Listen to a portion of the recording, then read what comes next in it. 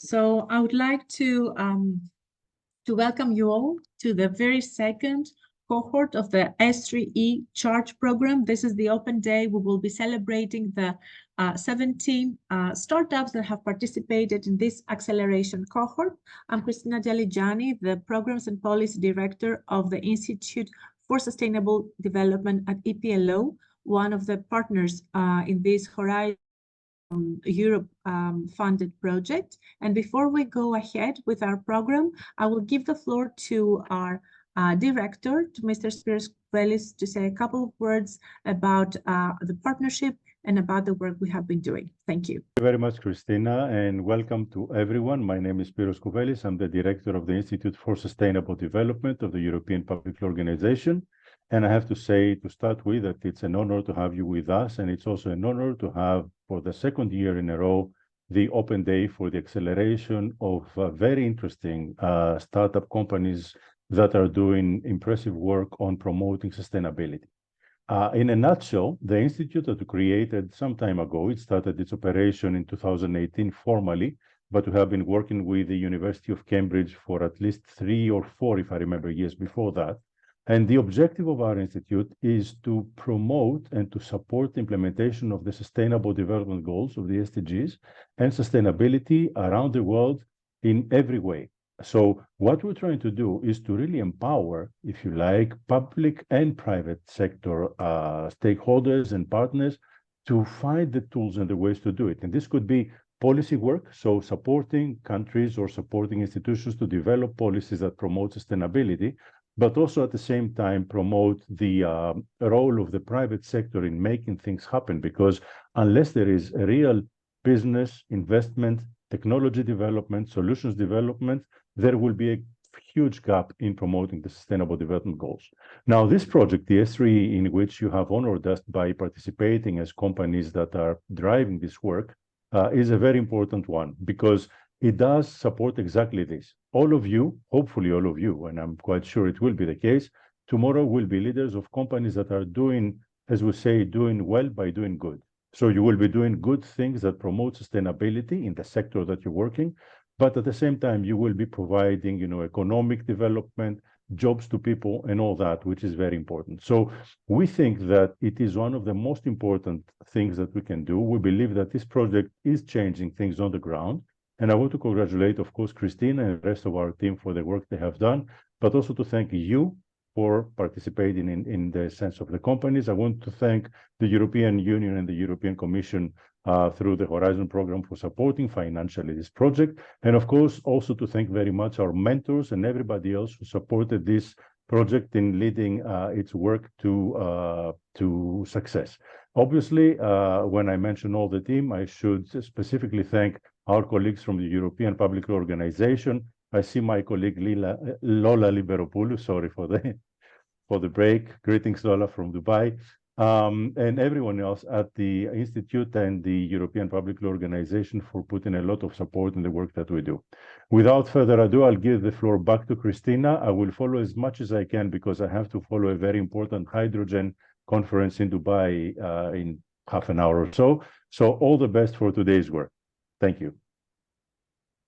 So thank you so much, Mr. Kouvelis. And now we'll give the floor to Mr. Gerald Cultot from the European Commission. He's the Deputy Head of Unit from the EU and Place-Based Innovation Ecosystems in EISMEA.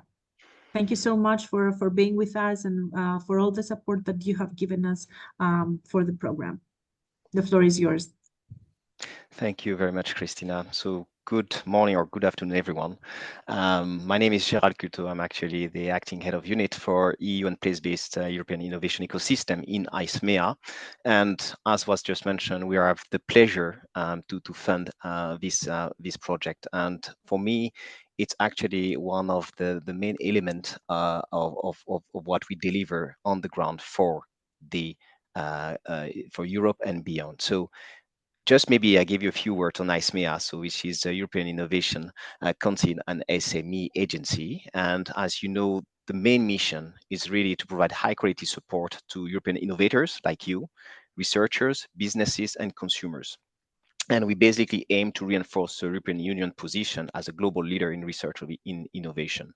So this is really as an aim to strengthen the single market, to open up new opportunities for SMEs, and also the agency itself is implementing the main programs under what we call the Pillar 3 of Horizon Europe, such as this program, which is European Innovation Ecosystem.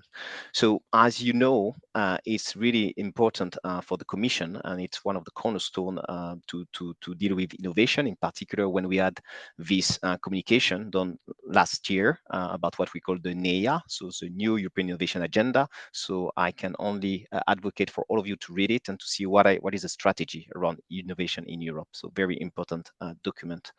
And I'm also very willing to explain to you what are the main objectives also of this program, because what you do aims at tackling the innovation gap between stronger and moderate performing regions in Europe. And that's something that you are doing in this project. And I think the coordination of such activities is very, very important for us. So while you contribute in this with the new European Innovation Agenda, with the strategic objective of the European Commission, I think it's really important to also have our feet on the ground and also make the connections with higher goals, like it was mentioned. I mean, the SDGs from the UN as well. I think this is something that is very important to have in mind, the highest level of what are the achievements we want to do through such programs. Just to let you know, in terms of budget, our unit actually has a budget of 500 million euros to really foster European innovation ecosystem. So that is something that we manage in the unit. What you participate in is actually one bit of the many programs that we have. So also I would like to maybe make some publicity for our programs. So don't hesitate to try to get to our programs, have a more willingness to participate in this, because it's super important, not only for the EIE, which is European Innovation Ecosystem, but we also have programs under what we call the EIC, which is European Innovation Council. And we have also program specific for startups, SMEs, and the like. So it's very important, I would think, for you, all of you, to look at what are the possibilities and opportunities that we are providing through our work programs.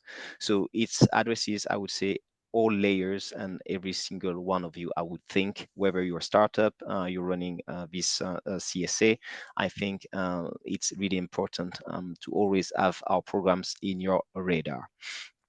With this, I would be delighted also to see maybe some of the startups, because then that could put some flesh on what we fund, and it's also very nice to see what you promise to the world.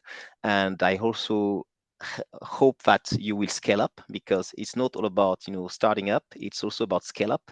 And this is also the kind of programs that we do at some point in the agency with different instruments. So really think about this. You have to think forward, not just where we are now, but where you want to be tomorrow. So with this, maybe I will stop, and I think I can give the word also to Stella, who is the project officer for this project. So without further ado, I would like to pass the floor to Stella. And thanks a lot, and I wish you a fruitful and successful open day. Thank you. Thank you so much, and thank you so much for the support that you have been giving us.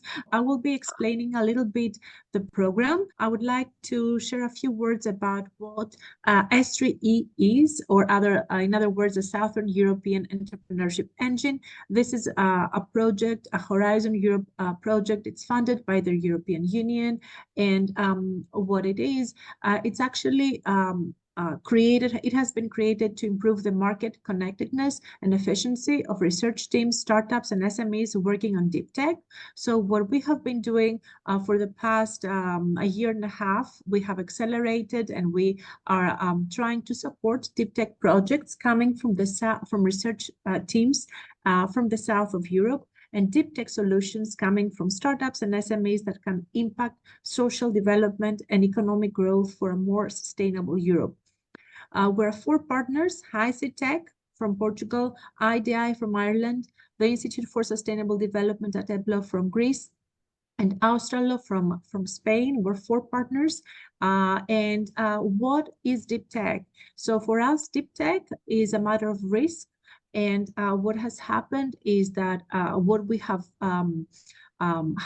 designated tech for this project is a set of technologies that are grounded on neither scientific discovery or meaningful engineering innovation. So deep tech startups are fostered by research that in most cases is developed within the scientific ecosystem, that is universities or academic research centers. And most of the companies that have been participating in the first cohort and the second cohort of the Charge program have are spin-offs or have researchers in academic institutions and research centers.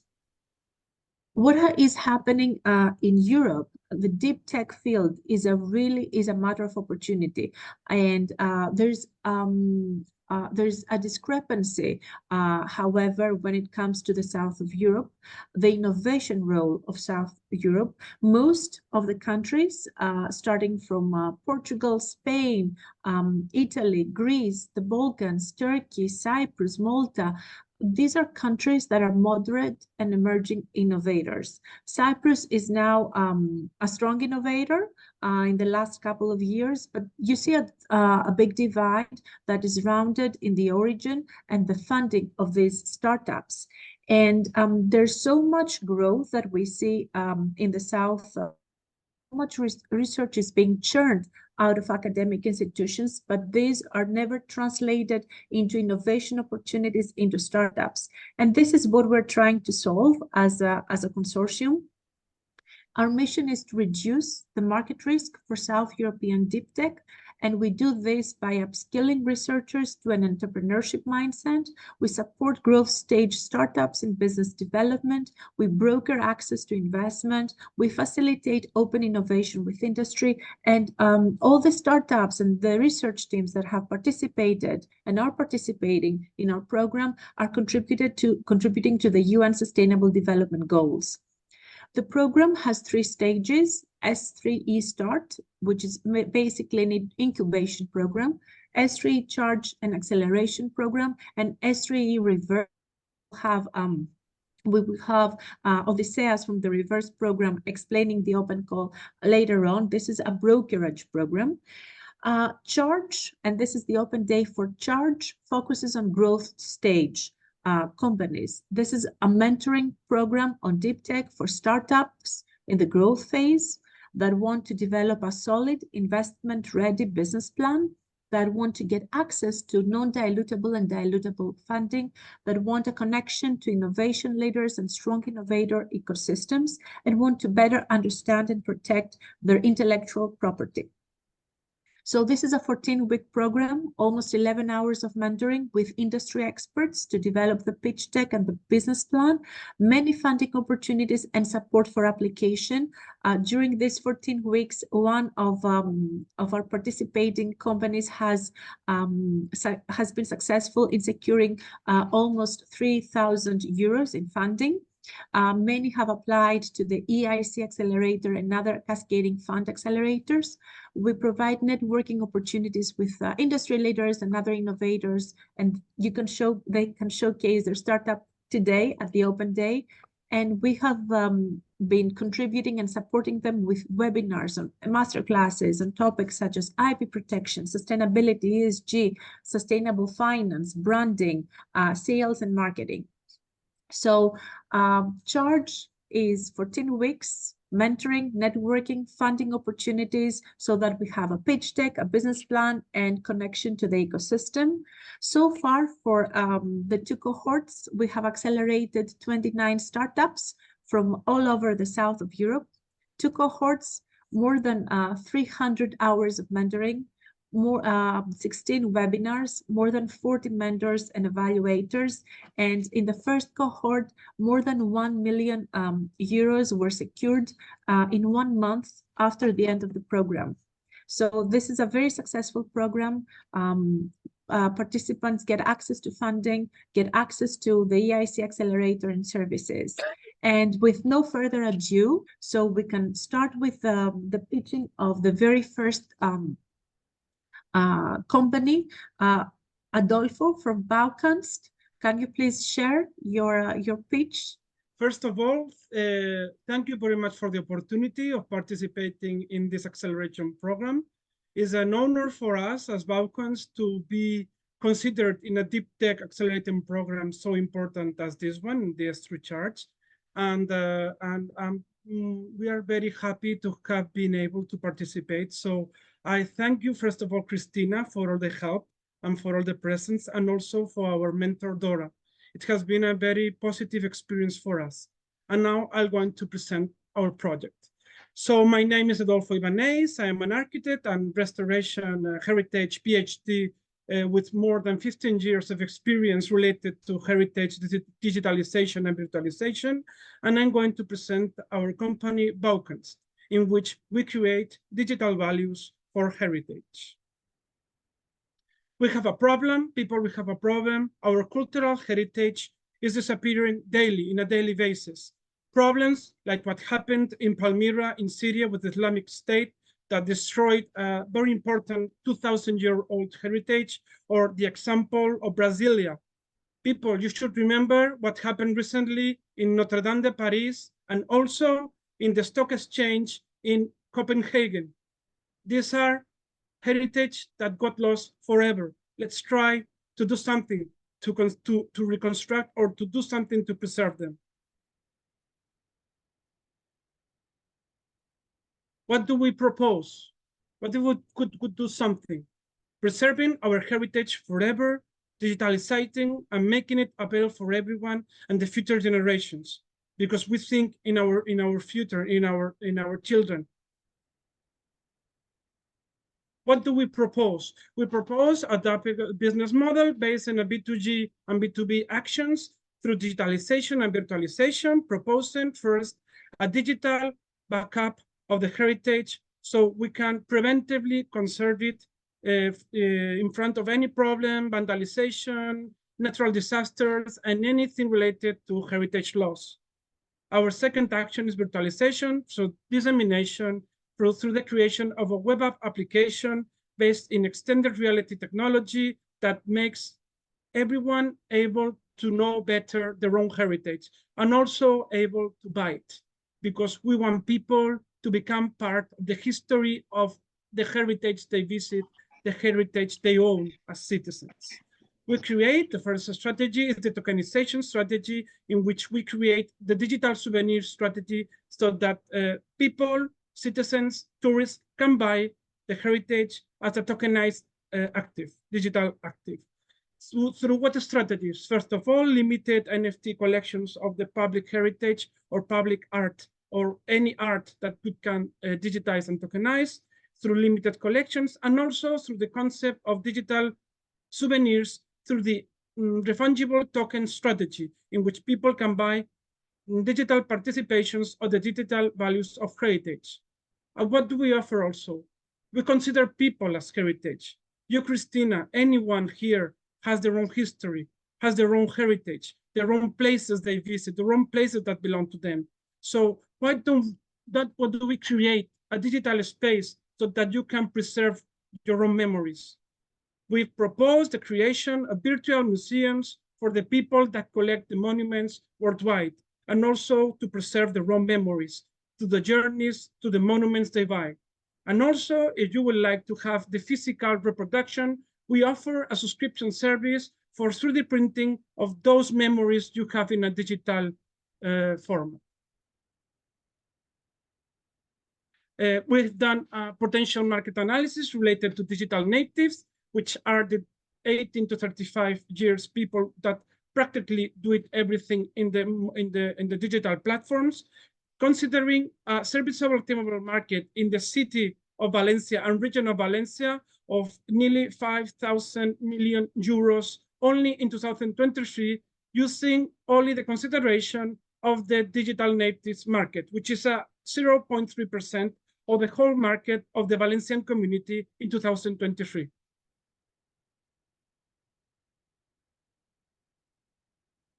What we have accomplished. We're a company that is already making money of this concept. We are working already in physical souvenirs, working with the Cathedral of Valencia, with UNESCO here in Valencia, also working with the St. Graal, with the Cathedral. We have already worked in Heritage Metaverse with different city councils here in Valencia, and we have also tokenized the heritage through different projects of dissemination, of preservation, and tokenization of intangible heritage. So we are already working in this. As you can see, we have already had revenue, and we have already considering a potential revenue in the future years. Our dream is to just start for a first investing of 5,000 euros in the development of all the software as a service platform for preservation of public heritage. Also the development, we are already working in this, and we have already funded publicly here in Spain all the funding, all the development of extended reality web app application, and also for the marketplace for tokenization of heritage. Our dream is that in 2026 become a worldwide foundation that preserves the real heritage through the use and generation of digital funding. Our competition working in the area of digitalization has been very profoundly studying, because we consider ourselves, our proposal, a very innovative and open source proposal, considering our strategy of circular economy, artificial intelligence related to heritage big data, and also the RFT and NFT markets. So people, thank you very much from our team, from our values, because we think that our people is our most important heritage. Thank you very much. Thank you, Adolfo. Thank you for being the very first pitch for today. This has been very interesting. I have a question for you. We're very honored to have a deep tech digital technology that is connected to culture. The new European Bauhaus is a very important initiative. It will be part of, Horizon Europe programs in the coming years. Have you connected with the new European Bauhaus community? Have you connected with any other cultural institutions such as UNESCO? Yes, we are working with the UNESCO institution represented association here in Valencia, working with regional values related to different tourist developments that are being held in Valencia. Okay, but we are looking forward also to connecting to UNESCO Paris, because we think is our natural place to be, and also related to projects of digital preservation also in other countries like Brazil and Chile. Here we have a person representing our company in Chile, which is Francisca, and she is like 6 hours different in time following our presentation. So we are opening markets also in South America, because it's also an important market for preservation of heritage. Yeah. And how do you see scaling up in those countries in Latin America? Do you have any projections, any forecast as regards your financials? Yes, because we are already as a company working as BAUKUNST Brazil from 2018 on, and it's the first country we started working in. We have already worked with big museums like the National Museum of Brazil, which burned up unhappily in 2018, and we are working in a platform for decolonization of South American museums. Great. As a technology fit for us. Thank you so much, Adolfo. If we have extra questions, I will be getting back to you. And Gonzalo, BEDEV. First of all, thank you so much for the opportunity, and to our mentor, Anna, which was a big help to us. First of all, I'm Gonzalo Fonseca, founder and CEO of BEDEV, and today I'm presenting you our medical device, the ParaHealth. But first, I'm going to give you some quick data for you to grasp the dimension of the problem we are tackling. The Center for Disease Control estimates that 5% of all hospital admissions will result in healthcare-associated infections. This results in 722,000 infections, 75,000 deaths, and $28 to $33 billion in excess cost. This is just in the US annually. When you're talking about Europe, we can reach 4 to 6% of infection rates, and in China, 8%. And these infection rates come from simple medical procedures, like, for example, inserting a simple catheter, like we have all done it. The thing is, through our research, we have found out that 35 to 50% of those catheters fail. Furthermore, studies show that 1 in 3 catheters daily fail. There's a high number in associated infections and burdens, and there's an increase on health costs and poor patient outcomes.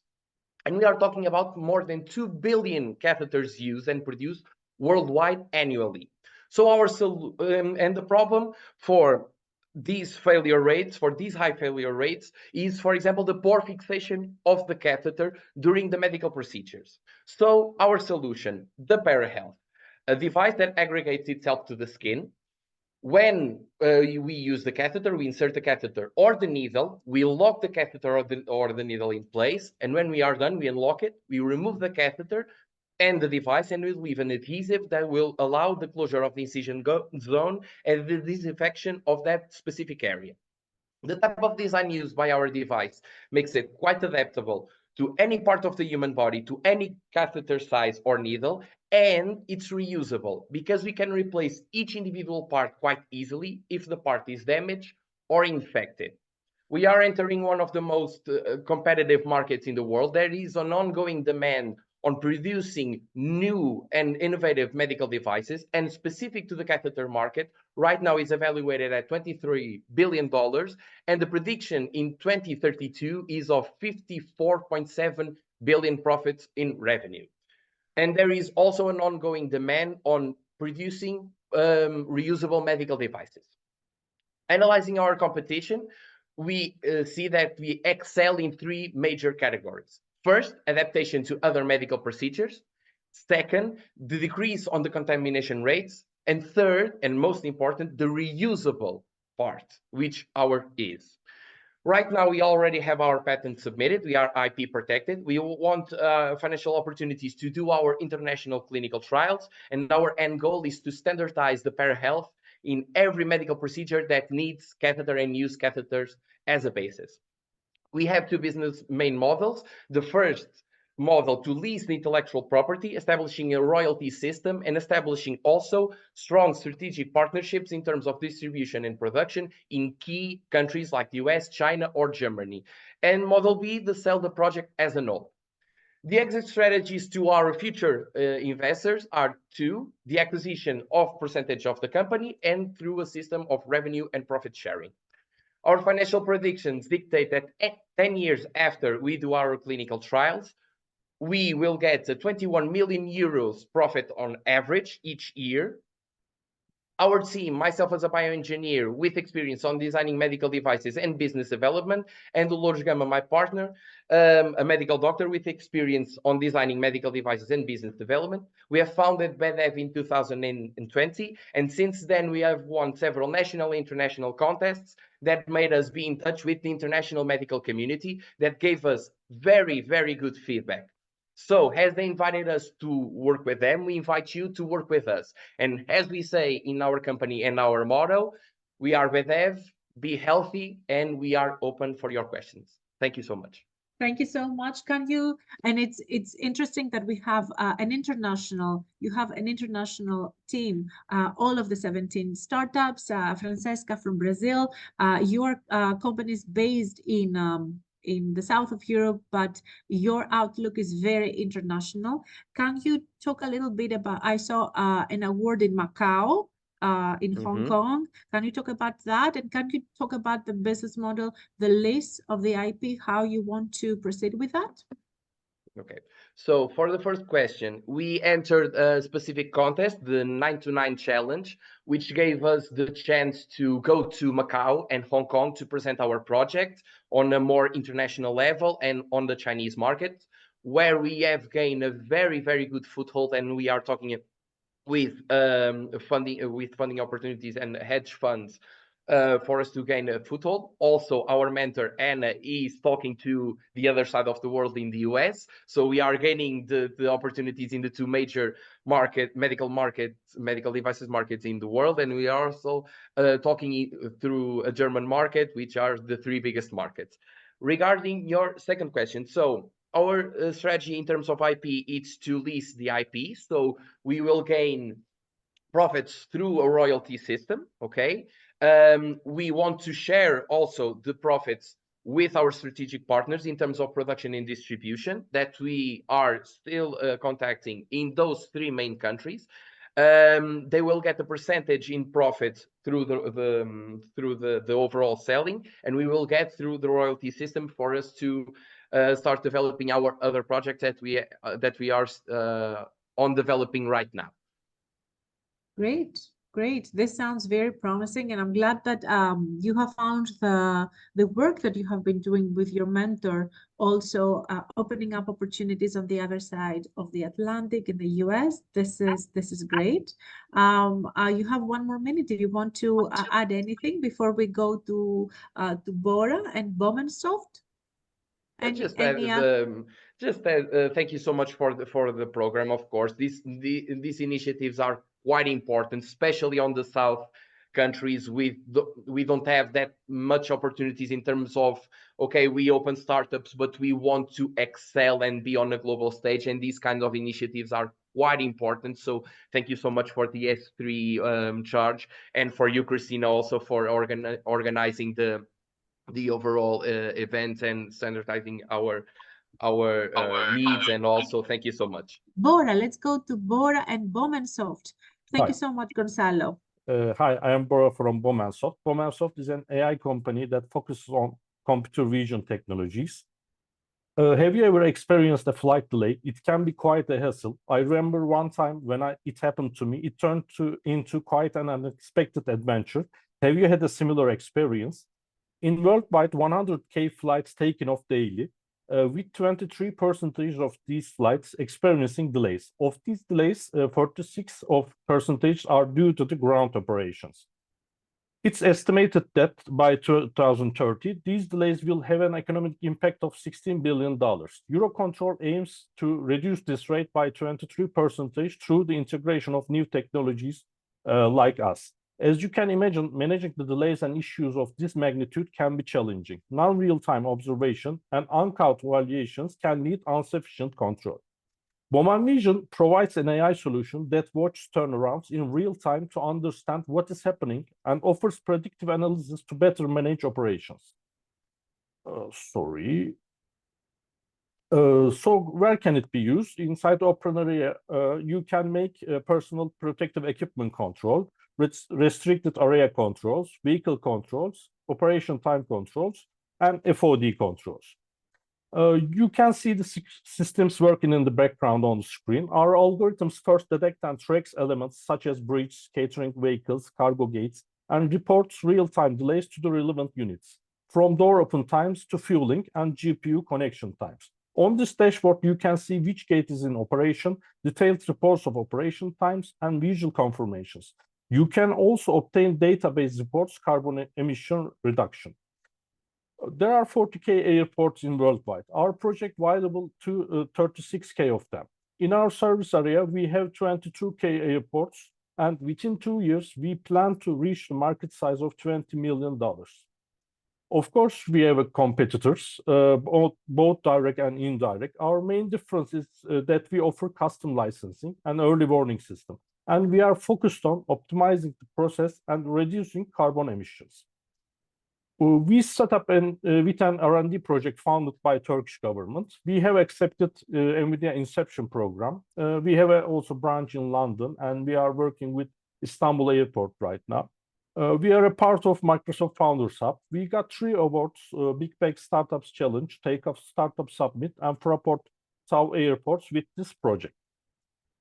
With a management team with a total of 28 years of expertise and 6 engineers experienced of computer vision technologies, we provide our services to our customers.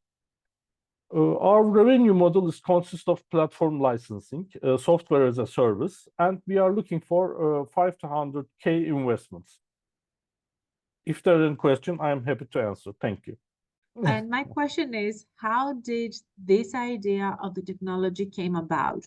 Was it your experience as a customer, or was it your expertise as an engineer? Can you tell us a little bit about that? Yeah, it's experience from a customer. A lot of delays, and we have expertise on computer vision technologies. We think, what can we do for airports for delays with the computer vision technologies and AI? And the idea came from here. We look for our competitors. There are similar projects making in the market, but they are not focused on the delays and the carbon emissions. We are focused on that market.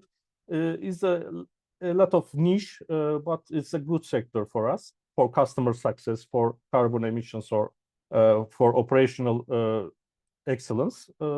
This idea came from there. Great. And there's a lot of sustainability in that, in carbon emissions and net zero. Can you tell us a little bit about your team and how you go about? Because as we've said very many times during this program, investors look into teams. They invest in teams. Yeah. They do not invest in the technology. The technology will come after. So can you tell a little bit about the team structure and how you will go about? Yeah. We have two managers, one CTO, Ömer, as you see, and I am the project manager. They are coding the process, and I will check the technology. The 6 engineers they are always focused on the computer vision technologies. We are focused on the excellence and the relevant times of our computer vision projects and other things, but they are working minimum 6 years to 20 years of AI technologies and other technologies. We are totally 8 people, but we are the managers, and I put the managers to my pitch. Great. Thank you so much, Bora. And next up is CRIAM and Liliana. Thank you. Good afternoon, everyone. My name is Liliana Djukanovic. I'm the Chief Scientific Officer at CRIAM. First of all, thank you very much for the opportunity to be here and to participate in this accelerator, and special thanks to Christina. So we are CRIAM, a Portuguese startup that is developing a portable blood testing device that you can see here on your screens. The problem that CRIAM is preoccupied with is the fact that 47% of the world population does not have access to proper diagnostics. And this mostly has to do with the fact that majority of diagnostics happen in big centralized laboratories, and samples have to travel. And as you know from your personal experiences, probably takes a couple of days to get the results. And as you might have heard, one of the ensuring good health and well-being of people around the world is one of the UN Sustainable Development Goals. So in line with this SDG, and in order to solve this problem, CRIAM has developed this portable device that you can see here. It consists, so it's a blood testing device that consists of 3 components: the cartridge that contains reagents and where you put a small blood sample; the device, the reader, where you put the cartridge. This device is fully portable. You can pick it up, carry it, use it anywhere, and it runs on the battery. And the third element, and the most important one, are the computer vision algorithms, which read and interpret the visual reactions that take place in the cartridge. And this allows really for extremely high accuracy of our test. Also, the tests are very fast, so less than 5 minutes. Affordable, so up to third of the cost of what diagnostic tests cost nowadays. And most importantly, we are a multiplex solution. So what that means is that we can develop basically dozens of different tests using the same device, so only adapting the algorithms and changing the reagents in the cartridge. So the first test that is the most developed one is a blood typing test, so the ABO minus plus that you're all familiar with. We're also developing several infectious diseases tests, specifically for tuberculosis, syphilis, C-reactive protein, brucellosis, and some other ones. And these are the tests that we saw, the diseases where our technology, portable technology, would particularly be useful for. And as you can imagine, these are diseases that are especially problematic in developing countries. So the market opportunity is huge, especially for infectious diseases, with over $31 billion of total addressable market and some of 70 million. When it comes to competitors, we are really the only solution that combines this portability and high accuracy. And of course, as I mentioned in the beginning, most of diagnostic tests happen in big laboratories where samples need to travel, and that is, you know, something that has high accuracy, but is obviously not portable. And again, portability is accessibility.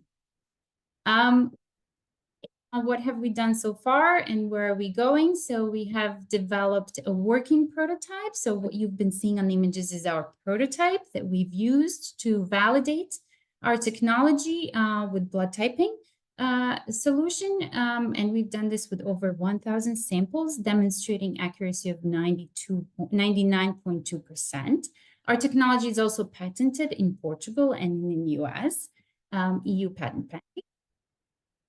Done. So we still have to finalize the design of our solution. So still some months of development. We have to undergo clinical trials, obviously, and achieve regulatory certifications before we can go to the market. Our business model is B2B, where we sell to specialized distributors with three elements of the revenue stream: the device, the cartridges, and the diagnostic algorithms. We have extensively demonstrated market traction with many KOL letters of support and letters of intent from 9 different distributors. We have an MOU actually with one of the biggest distributors in South Africa, covering 15 countries on the African continent. This slide is to honor our wonderful team and advisors who cover not only, it's an international team that covers not only most of the needed expertise from obviously technical, business, marketing, and so on, but also is geographically quite diverse. And since we're hoping to deliver our solution to many different geographies, both developing and developed countries, we're quite grateful to have people from around the world to give us their feedback and help us. Last but not the least, we are raising a pre-series A round of 8 million, which is divided into 2 stages, each one of them having its own milestones. We already have several investors committed, but we are looking for a lead investor. So we are more than happy to engage with interested investor, if any, in this audience. So I hope I was within the time. I thank you very much for your attention and happy to take any questions. I have a question, and this is a question that I'm sure you get a lot. So there has been another US technology, Theranos, that has claimed, you know, from a single drop of blood to actually diagnose a lot of diseases. So how is your technology different from that? I'm sure you get this a lot. We do. So when our CEO gets the question, his answer is usually, well, you know, Theranos proved the market, which is kind of true. But when I, as a scientist, get this question, my answer is the following. We don't use a single drop of blood. So we actually use a venous blood draw. So it's quite a bit of, at least 10 times more of blood that we need for our tests. And we look for a single biomarker in that sample. So the biggest limitation of Theranos technology was the fact that they were a little bit overambitious with how many different biomarkers from such a small amount of blood they could detect. So it was a question of limit of detection, which I'm sure, you know, in 10, 20 years, this will be feasible. So basically we you know, work with a much larger amount of blood, which is more than enough to detect what we're detecting. And we're always detecting a single thing. So, you know, a biomarker of tuberculosis or a biomarker of other disease from that sample. So technologically speaking, it's pretty straightforward. Great, thank you. And what about the patents that you have? Can you tell us a little bit more and what your strategy about your IPs? Yeah, so actually we have a patent in Portugal, and we patented, so which is quite an important milestone for us a year and a half ago in the US. The patent is actually protecting both the hardware and the process.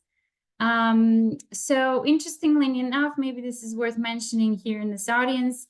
I don't know if anyone else has taken advantage of this European help. It's an IP SME fund for a voucher system for different IP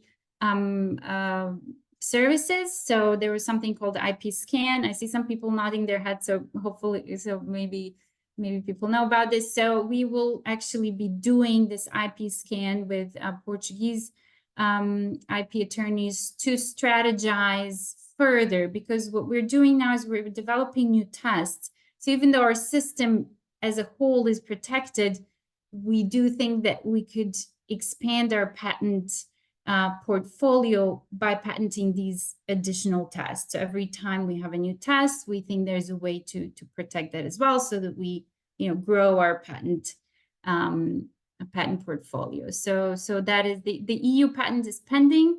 Unfortunately, here in Europe, it's a little bit, examiners are a little bit more,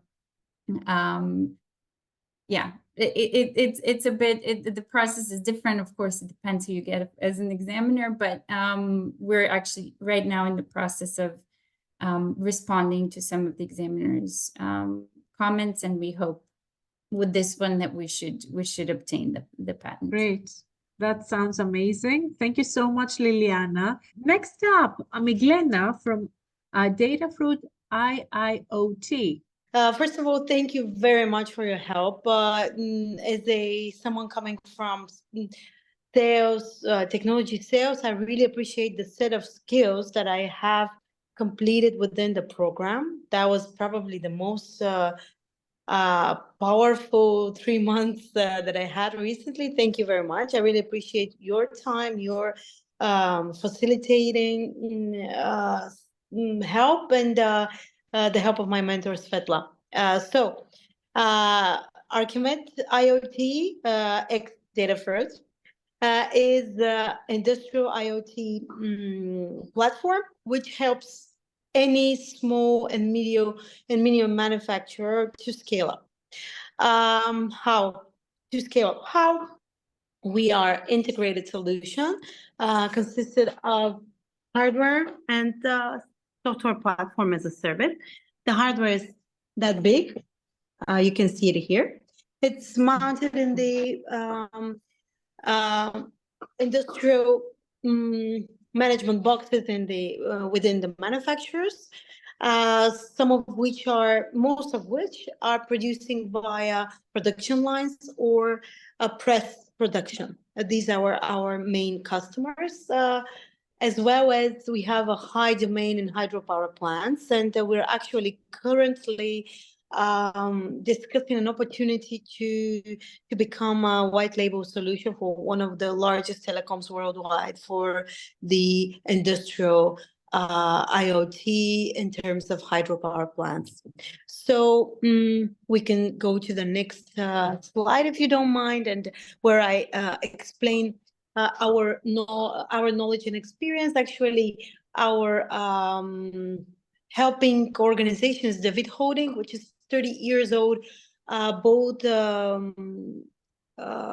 administration, government, and industrial partner in Bulgaria for like 90% of the government institutions with our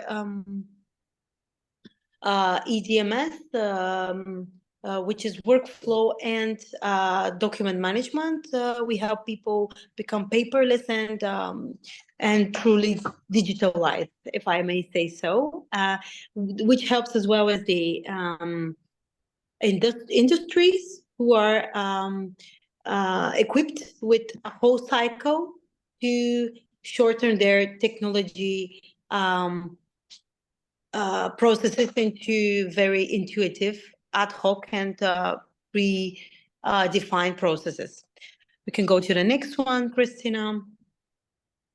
What's the problem? The problem is that most of our potential customers, the end customers, have a variety of machinery assets with diverse industrial protocols.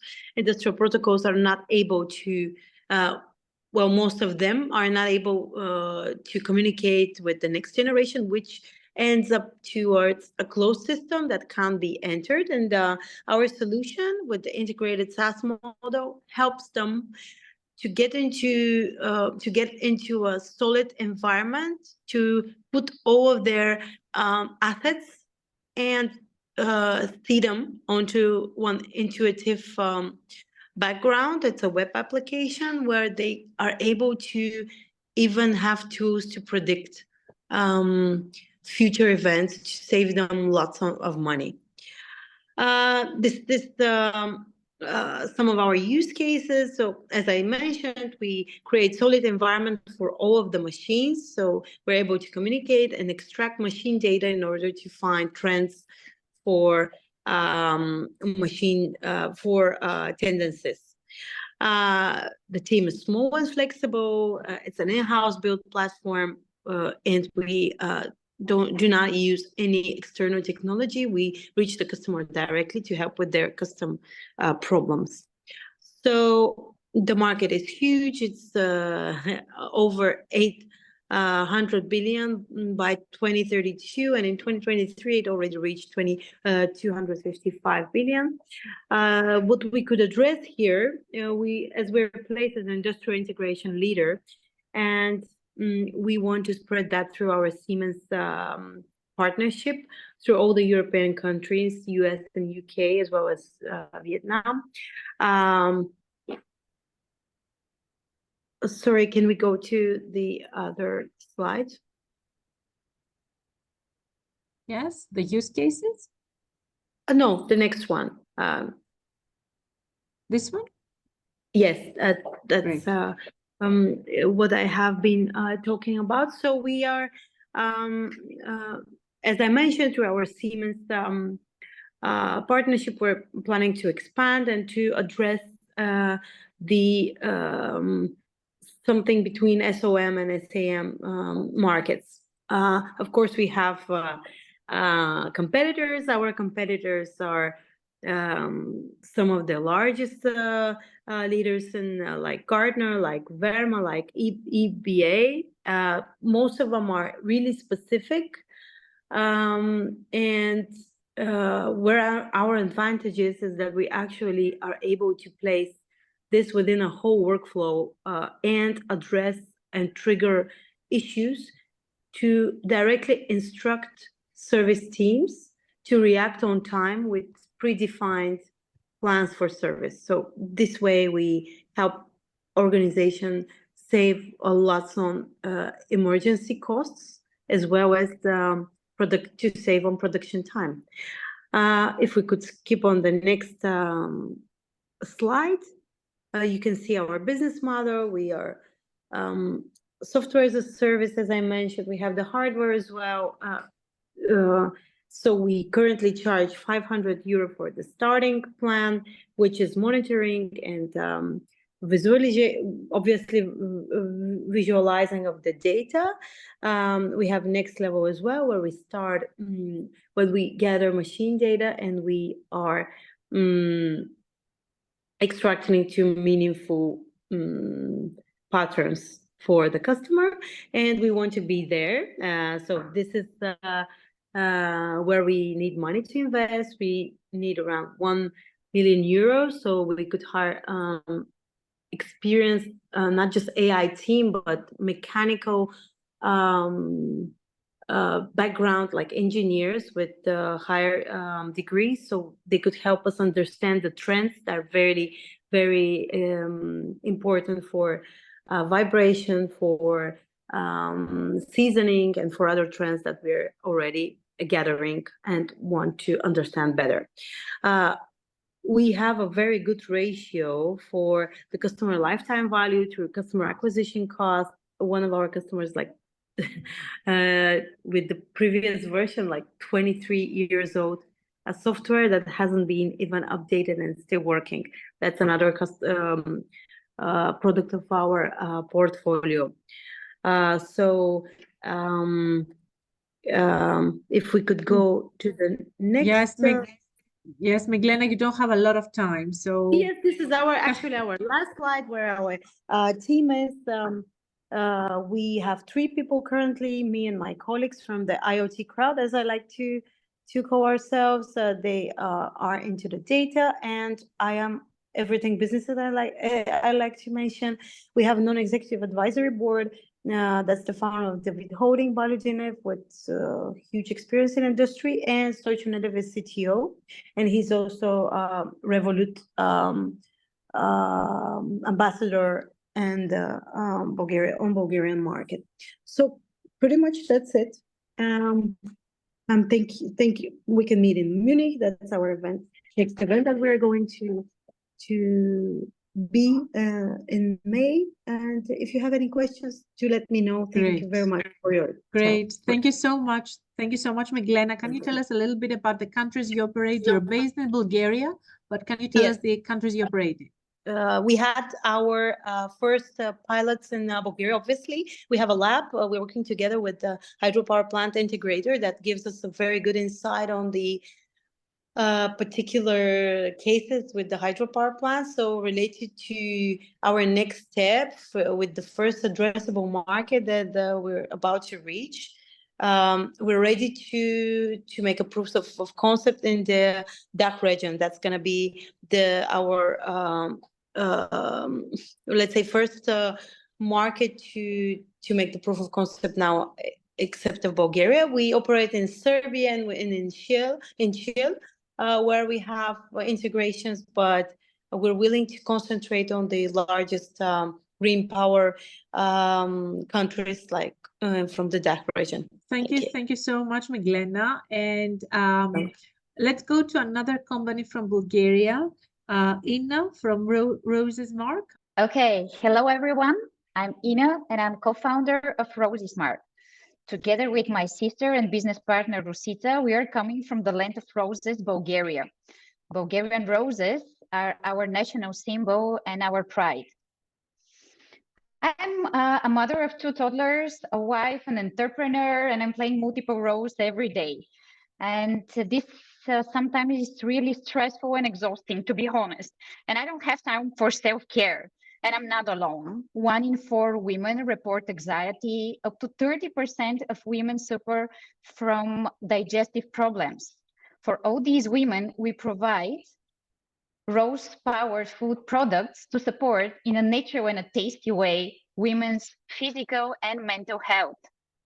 During the past more than 10 years, while we've been working with the Bulgarian rose, we learned that the rose is much more than an interesting flavor. It has multiple health benefits. Every grandma in Bulgaria knows that the rose jam helps with constipation. According to aromatherapy, rose is the most powerful antidepressant. In cosmetics and in pharmacy industry, rose is widely used with its anti-aging effect. Plus, the rose is full of antioxidants and supports our immune system. And this is all scientifically proven. We have currently on the market 12 products: sugar-free jams, tea, chocolates with a patented recipe, and rose water for cooking and food flavoring. In all of our products, the roses are coming from organic farming. We are using fair trade ingredients, and we do care much about our local ecosystem. We are also aligned with SDG 3 of UN Health and Well-being. Currently, we are present in 4 countries. The most developed market we have is Bulgaria, where we sell in supermarkets, online and offline, grocery shops, and very well we are selling at the duty-free shops at the airport. But we are mainly proud of our biggest market entry in Japan. We are selling in the 2nd biggest retailer called Family Mart. The owner of the shop we are working with in Tokyo, she personally loves our products, she consumes them, and she loves them so much that she's developing further on our distribution in Japan. Our positioning gives us a unique advantage as we combine functional food benefits, floral flavor, and we are right in the source of the best raw material worldwide, the Bulgarian roses. The market we are working in is the functional food market, valued almost 300 billion. The floral market is about 14 billion. And the serviceable addressable market is about 700 million.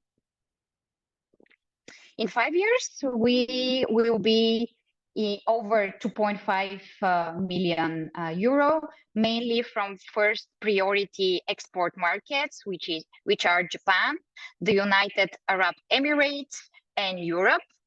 In the United Arab Emirates, we have three ongoing conversation with distributors, and we have the approval of Spanish Waitrose for selling our rose water as a start. So it is just a matter of finance to be able to open these markets. So we are looking for 350,000 euro for about 2 years, mainly for scaling and opening new markets. And also we need 2 new team members to support us.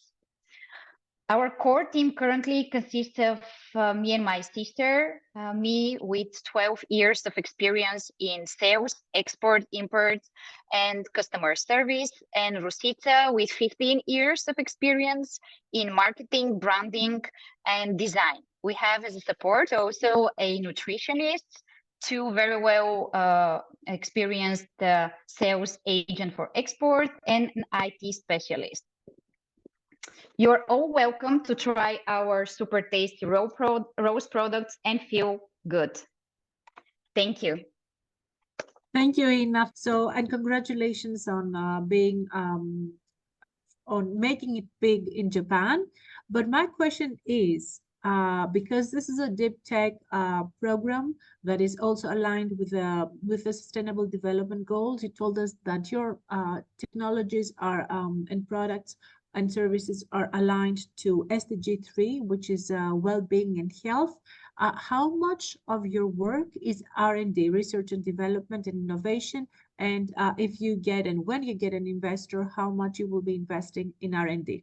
We're constantly working on R&D because this is something that is quite important, because we don't offer just tasty products, but actually products that help in some way. And partnership with universities and academic background professionals is a very important part of our works. So part of our investment that we are looking, but not this 350K, will be related to clinical trials as well. We plan to finance that by European Union financed programs, because they are such a. Thank you so much, Ina. Thank you, Rosita, as well. And without no further ado, let's go to our very first keynote speaker, Mrs. Sonia Marzo Arnaez, Customer Success Manager and Financial Services at Microsoft from Spain. She's a very well-known figure in the startup world as a mentor, as an innovator. So, Sonia. Thank you so much for inviting me and for giving the space to share some thoughts about how Gen AI is impacted on work.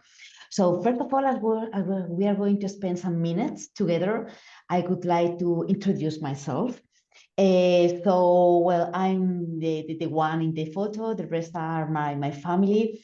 What is really important about myself are my values. My values are part of myself or my workload, and it's also part, as we will see, of the conversation that we will have.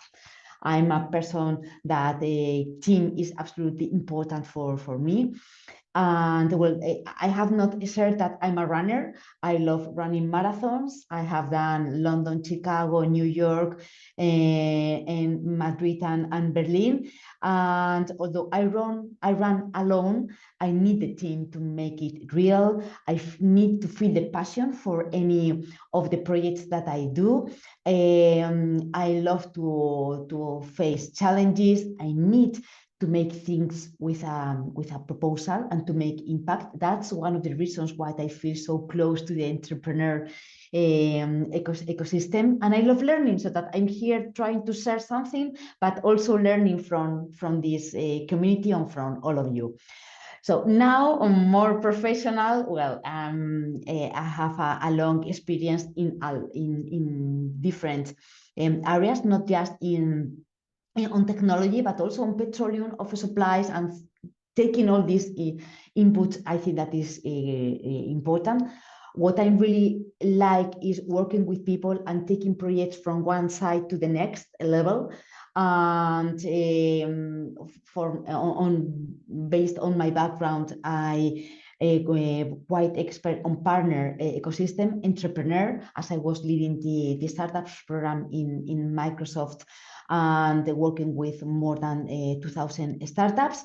And I love diversity and inclusion. I'm trying to foster women and girls to lead and to meet their goals.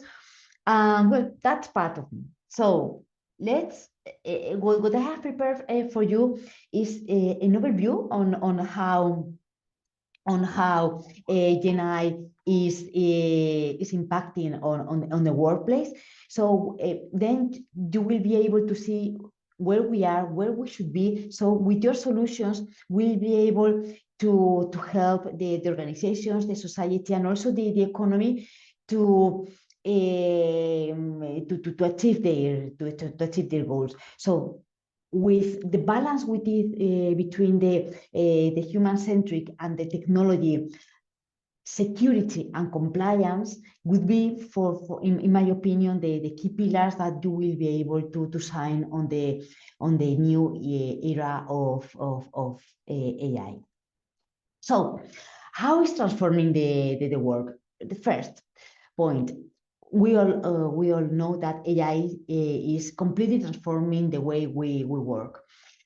What we are living at the moment is just comparable to the revolution of the Industrial Revolution, the Agricultural Revolution, but the big difference is the speed, the velocity. It was just 1.5 years that we were talking about ChatGPT, and now is part of our lives.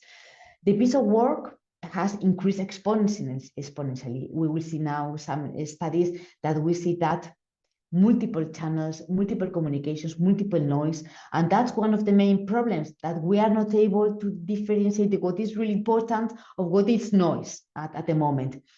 And AI, if we use it properly, can help us to leave that burden. And we should try to, instead of being with the autopilot, we should be co-piloting with artificial intelligence. So putting people in the center and giving us time for the time for creativity, for innovation, and so the organizations, and you are part of that as an entrepreneur and with innovative solutions. Organizations and solutions that were able to embrace that AI giving space to creativity will be absolutely success in this new area. And now, after 1.5 years that ChatGPT is with us, now we have some data, we have some studies that are giving us clear figures on where we are. So 60%, 64% of the people say that they are really struggling to make their daily job. Consider how many mails, Teams, chat, WhatsApp, Jammer, how many information we are getting around us that is not allowing us to make our job, and is making us to lose our energy. The number of meetings has been multiplied by for 3 just in Teams. But on the other side, most of the people, 70% of the people say that, please, if AI may help me to reduce some of the day-to-day operations, that will be really more than welcome.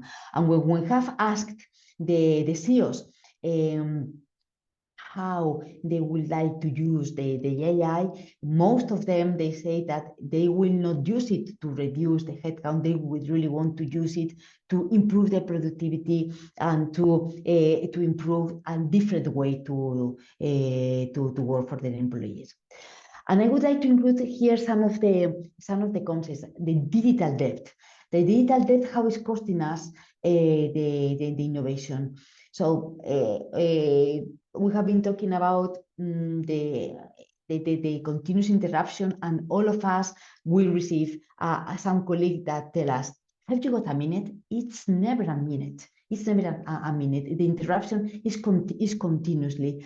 And on the other side, we have our leaders that say, yes, my team is not innovative.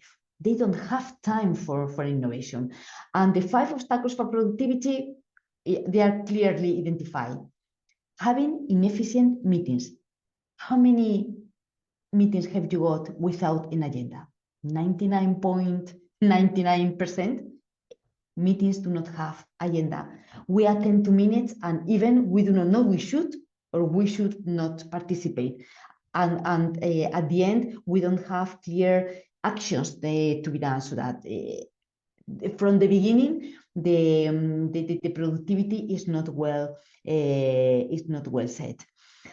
But there is also a good balance between the AI and the employee. Why? Because although 49% of employees said, okay, I'm worried about how it may impact on my job, but on the other side, we ask to help us and to delegate many of the work that they are mostly not as efficiency as possible. So the excitement with AI is stronger than the fear about how it may impact on my job.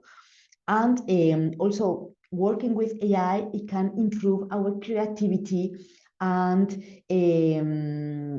giving more space, so that just having someone that make us some questions may help to live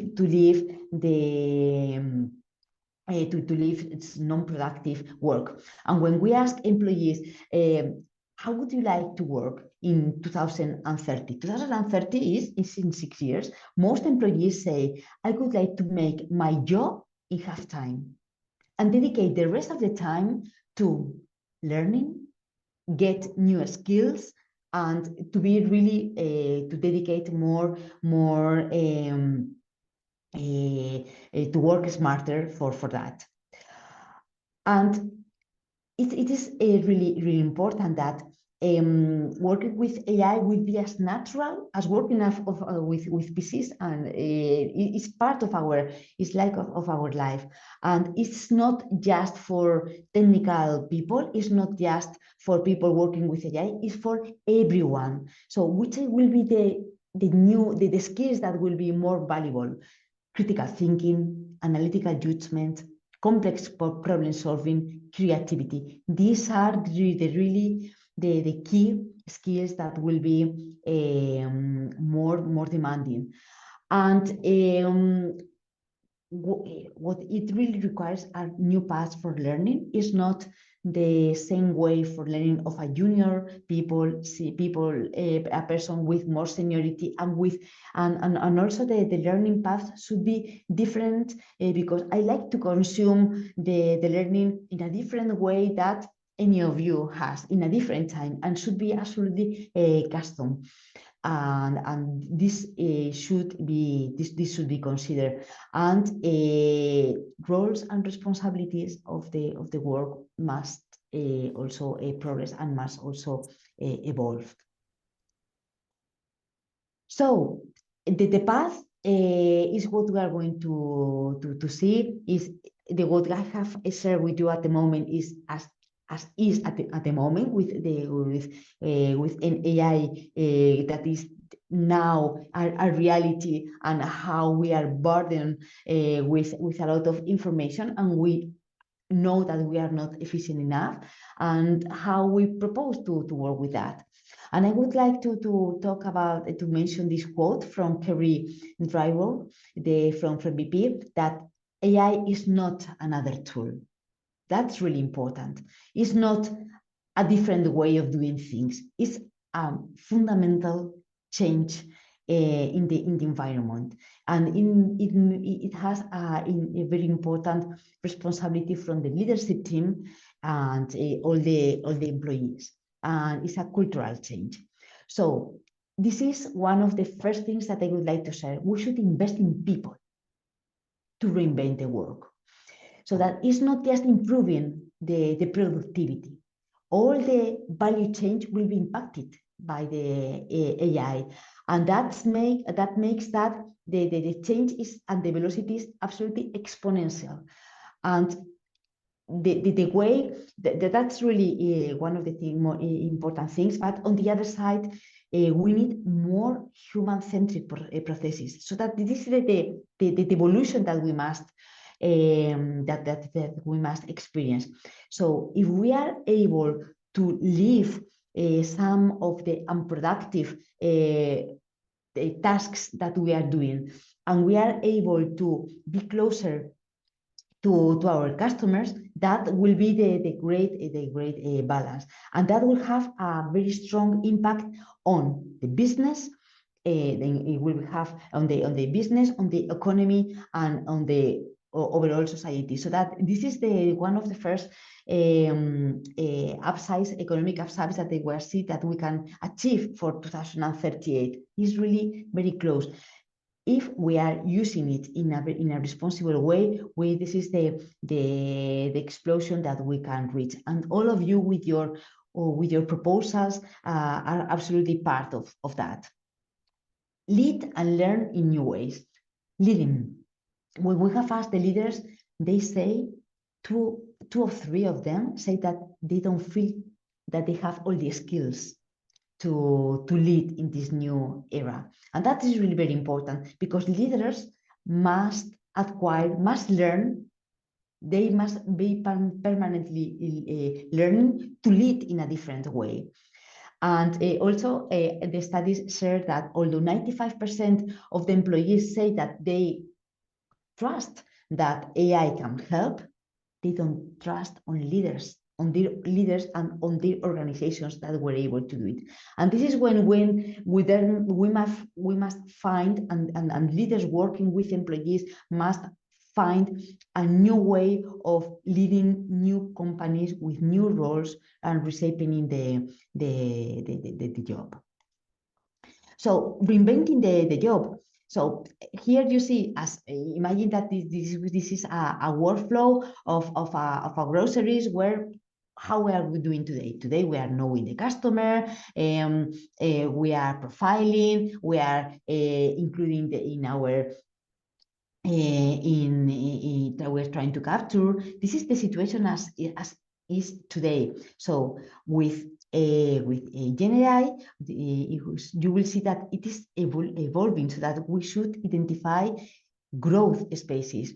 We will bring on board potential customers with intelligent tools. We will automate the orders with a new assortment offer, so that you see that it's different the way that we will work with our customers. And what is really very important is that inside the organizations we should break silos and reallocate work. And so we as workers, we should not be working for our own of our own commitments. We should try to understand how my job is impacted on the whole organization, and that will be really important. As you see, it's an important change. And also reshaping the workforce, the workforce, that this today work and roles, you see that the sales representatives, the sales admins have a strong part in the organizations, and these are roles that should not be so important, and will come new roles in the organizations. So we will have sales and category advisors, sales and bot managers, so that this is a change also that we'll have to face in our organizations. And of course, preparing workers. So preparing all of us, learning, but a custom learning adopting our skills, learning by understand and being learning because we should also be part of the new way of doing things in our organizations, and also our leaders should give us a culture of transparency. So they will have to share which are the changes that will come, how our roles will be or should be evolving, and trying to make the reskilling, the required reskilling to adapt on that. So my final reflections. So although we know that we have with AI the potential to bring a lot of benefits, it brings also some concerns that should be and we should be prepared about job displacement, data privacy protection, intellectual property bias. So the use of the responsible AI is absolutely critical. So the good impact that may bring definitely it will depend on how it is implemented, how it's regulated, and how it's integrated on the industries.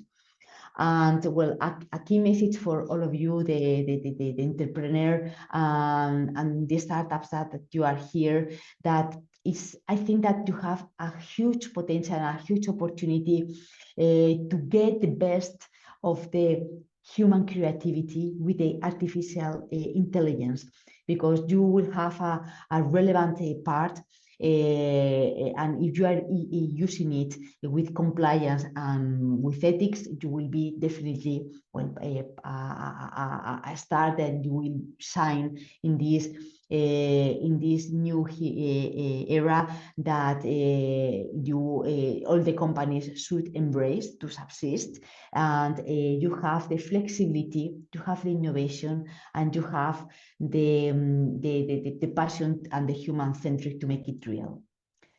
So thank you so much for your time. It was like a journey starting by with some as is situation, and how I consider that we should be moving in that journey. Thank you. Thank you so much. Thank you so much, Sonia. This has been very inspirational, because these are startups that are now building teams. They are building internal policies as well. So everything you said, investing in people, the digital debt, you know, the whole how we operate in a digital world, critical analytical thinking skills and innovation, raising productivity, so important. Thank you so much, and thank you for being with us today. Francisco from eXRciser from Spain. All right. Thank you, Christina. I want to thank you, Christina, and our mentor, Jasmine, for the work and job you are doing, helping us, helping companies like us that are based in Southern Europe, whereas most of you know venture capital ecosystem are not so well developed. So we thank you a lot what you are doing. And with that, let me start the presentation. My name is Francisco Ros. I'm chairman and co-founder of eXRciser. As a background, I am telecom engineer and PhD in computer science from MIT. An eXRciser is a multifunctional and flexible VR platform for guided interactive training and exercising, and we are based in Spain. And to explain eXRciser, let's introduce Alice and Bob. They live in the outskirts and work hard, and mostly from home. And they have to adapt to flexible schedules. Daily commuting, they know, is tedious and expensive. So what they want is to have the possibility of accessing most of the basic services from their domestic environment. So here, eXRciser comes to help them fulfilling some of their wellness needs. Alice can do her daily gym class with her trainer, and be joined by her friend Kathy. They both will be sharing their selected gym environment, so the environment of choice. They will be represented by their avatars, and they will be able to see each other and talk to each other. Bob is doing his elbow surgery rehabilitation following his physiotherapist guidelines, who can later check Bob actual performing from his recording. They both trust our unique movement detection system, which assure them the correct and safe execution of exercises. Furthermore, they are enhancing and expanding their performance history data. And the easy session recording system will allow, for instance, Bob Doctor to review his performance and fine-tune his routines. These are what I have said, many of our main differences that has been laid down here in these competitive metrics with our competitors. I will highlight the motion detection interactive system, the easy to use recording session just with the use of the headset, the possibility of sharing classes and the collection of metrics. But here I want to emphasize that we are developing a parallel unique mobile ecosystem where the smartphone will be the actual movement tracking device. So that will expand substantially our potential market footprint. Health and fitness are hot topics for VR and mobile applications. In terms of VR and AR users, the growth of interest in health and fitness is almost 33%. We are commercials in the Meta App Lab since July 2023.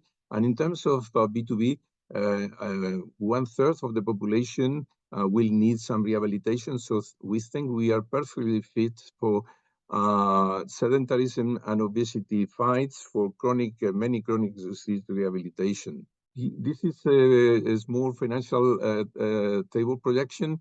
Operating profits will grow substantially in 26 and 27, and for that we will need 300Ks of additional funding in 24 and 500Ks in 25. We have a group of partners. I want to highlight Qualcomm, where we are part of the Qualcomm Snapdragon Spaces Developer Program, both for AR and VR. And finally, this is our team. It's a highly professional, multidisciplinary, and committed team where all the members are already or will soon become company shareholders, so that we will all be able to enjoy the company growth. And with that, thank you very much. I will like to respond to any question you might have. Thank you, Francisco. And I have to say that eXRciser has one of the greatest engagement rates in our webinars. I've met like 8 or 9 people from your team over the more than 3 months. So your product is aligned with SDG 3, which is well-being and health, promoting that. So can you tell us a little bit about how you what your market strategy is when it comes to approaching investors in the med tech field, and if you have any patents, if you have any IP protection? We have provided a lot of webinars and a lot of support into IP. So what are you doing in that sense? Okay, well, thank you very much. We started with the B2C. As I said, we are commercial since July 2023 in the Meta App Lab. So we have already 9-10 months of exercising using by users playing with our app. We have been improving, adding new functionalities, and that have made our app on our platform very robust. So with that, we are now starting to address the B2B market. We feel that the platform is good enough and robust enough to address the B2B market. And especially there, we are thinking, as I said, for rehabilitation of many chronic diseases, programs for sedentarism and obesity, fights, elderly care. We think we are a perfect fit for that. We are having already conversations with that sector. We are going to reach agreement with specialized agents on that sector. We are aiming mainly at that sector now. Regarding protection, where software is typically not patentable, we have our design protected and with European and international patents. We are looking forward to in the international expansion. Internet, we are obviously based in Internet International. We have already customers from all over the world. And what we would like is to all our applications to be expanded internationally. Thank you. This looks and sounds great and very promising, Francisco and team. Thank you so much. Thank you, everyone from the eXRciser team. I see Patricia, I see Alvaro, Roger. I'm sure I'm forgetting other people as well. Thank you so much. And let's go to a company, a startup from Cyprus. Michalis from Intellectra, I think, will be presenting. Thank you, Christina. Thank you all the S3 team for this amazing program, and special thanks to Petro, our mentor. So, hello everyone. My name is Michalis, and I'm the founder and CEO of Intellectra. Intellectra was born in August 2023 with the mission to redefine the wireless cybersecurity landscape.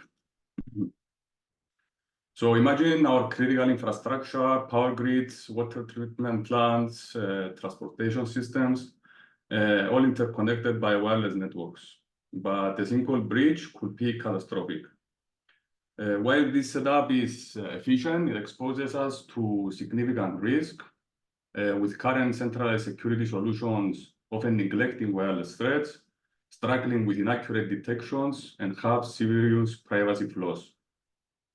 As billions of wireless IoT devices come online, these issues not only persist, but amplify, threatening the integrity of our critical systems. With IoT, cyber attacks potentially causing up to $10 trillion in damages by 2025, the need for robust solutions is more than urgent. Our solution, Final Mile, features and decentralized wireless intrusion detection and prevention algorithm that identifies and mitigates threats in real time. Final Mile is more than just a tool. It's a modular framework that seamlessly integrates with wireless IoT devices and incorporates privacy machine learning features to secure data sharing without compromising privacy. At Intellectra, we empower industries like smart manufacturing and smart cities to navigate the digital landscape with confidence. Final Mile excels in speed, accuracy, and maintains data privacy, protecting against the stealthiest of cyber threats, ensuring business continuity and prosperity. The IoT security market is rapidly expanding, currently valued at $21 billion and expected to reach $60 billion by 2028. By specializing in IoT endpoint security, we aim to capture a 40 million market share by the next 7 years, focusing on the most promising segments, which is smart manufacturing, followed by connected logistics and connected transport. So, regarding the competition, traditional centralized security systems are slow or unable to detect wireless threats. They often neglect data privacy, and they are overwhelmed by inaccuracies. In contrast, Final Mile, with its decentralized approach, operates directly at the wireless endpoint, ensuring faster threat detection, reduce false positives, and enhance data privacy. Our B2B royalty-based licensing model scales with device deployment and is complemented by an initial integration fee cost and annual licensing for continuous updates and support. This approach is scalable and ensures sustainable growth and adapts to the market demands effectively. Regarding our go-to-market strategy, we are launching final mile in 4 phases, starting with small industrial IoT manufacturers and critical infrastructure administrators in Europe in 2024, followed by Middle East. From late 2025, we'll expand into strategic partnerships with major automotive and industrial IoT players, extending our reach to the US and additional global markets. Over the next 2 years, we will complete our technology development and initiate demonstration pilots, targeting our first sales, which will reach 750K by 2025. With the EU launch of Final Mile, we expect revenues to surpass 9 million by 2028. And we're aiming for 40 million by 2031 as we broaden our market presence. To facilitate this growth, we are seeking 320K in seed funding to protect our IP, expand our team, and enhance our visibility. Our team brings together over 25 years of combined experience in wireless network security, having developed advanced solutions for law enforcement and the military. As friends and former colleagues, we have a strong chemistry and long history collaborating together. And this fuels our dedication to advance privacy and security solutions using the latest technologies. Together, we are committed to drive success in the industry through our shared expertise in privacy, security, and cryptography. So thank you for your time, and I invite you to join us in this journey to transform wireless cybersecurity. Thank you, Michaly. I know that Christos is also from your team here. This is a great presentation, cybersecurity, and all the good work that you have been doing. Have you considered working with, for instance, the Diana accelerator of NATO that focuses on cybersecurity? These are funding opportunities that have been shared with you. Have you considered, are you looking into, or rather, what is your business strategy? How do you do business development? How do you approach different sources of funding?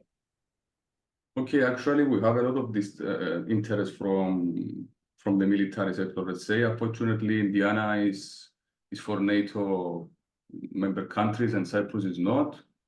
Cyprus Army is closely collaborating with NATO, but is not part of it, so we cannot participate in this. But we have a VC that is actively investing in military applications and defense startups, let's say.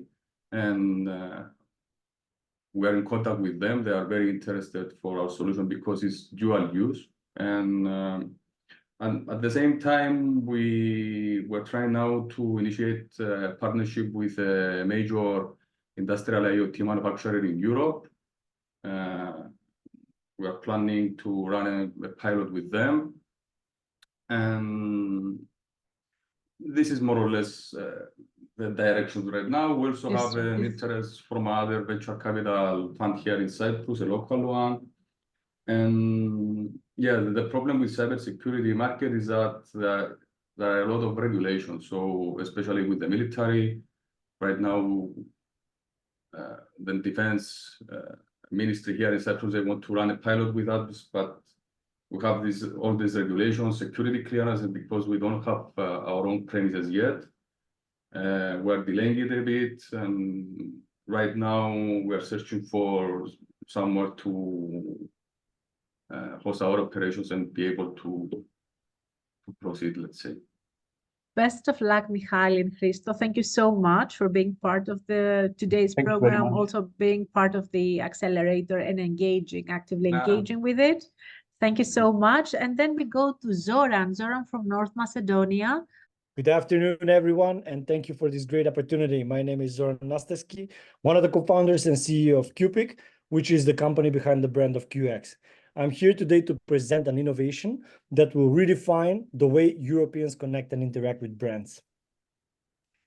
So when we think about how brands connect with their audiences, they usually use Instagram, Facebook, search engines to connect and interact with brands. Regrettably, these platforms have captured consumers, have monopolized their data, and are selling these impressions to European businesses per dollar. What we do, we help product brands establish direct channel to their customers, and instead of spending on impressions, they can incentivize their customers with tokens. We do this by enabling brands and retailers to issue Web3 wallets and establish direct connections to the customers seamlessly through blockchain. We use smart contract for full privacy and transparency to elevate customer rewards. So how does the product work? Brands use our system to issue an innovative Web3 wallet, as I mentioned, to their customers in seconds. It enables direct chat, engagement, and reward collections. This can be attached to existing applications, loyalty programs, and even e-commerce using our open API.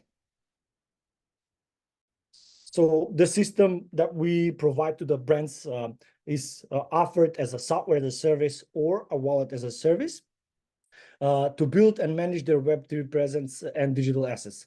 They use it to swiftly onboard and incentivize customers. Additionally, we enable onboarding and scaling through APIs.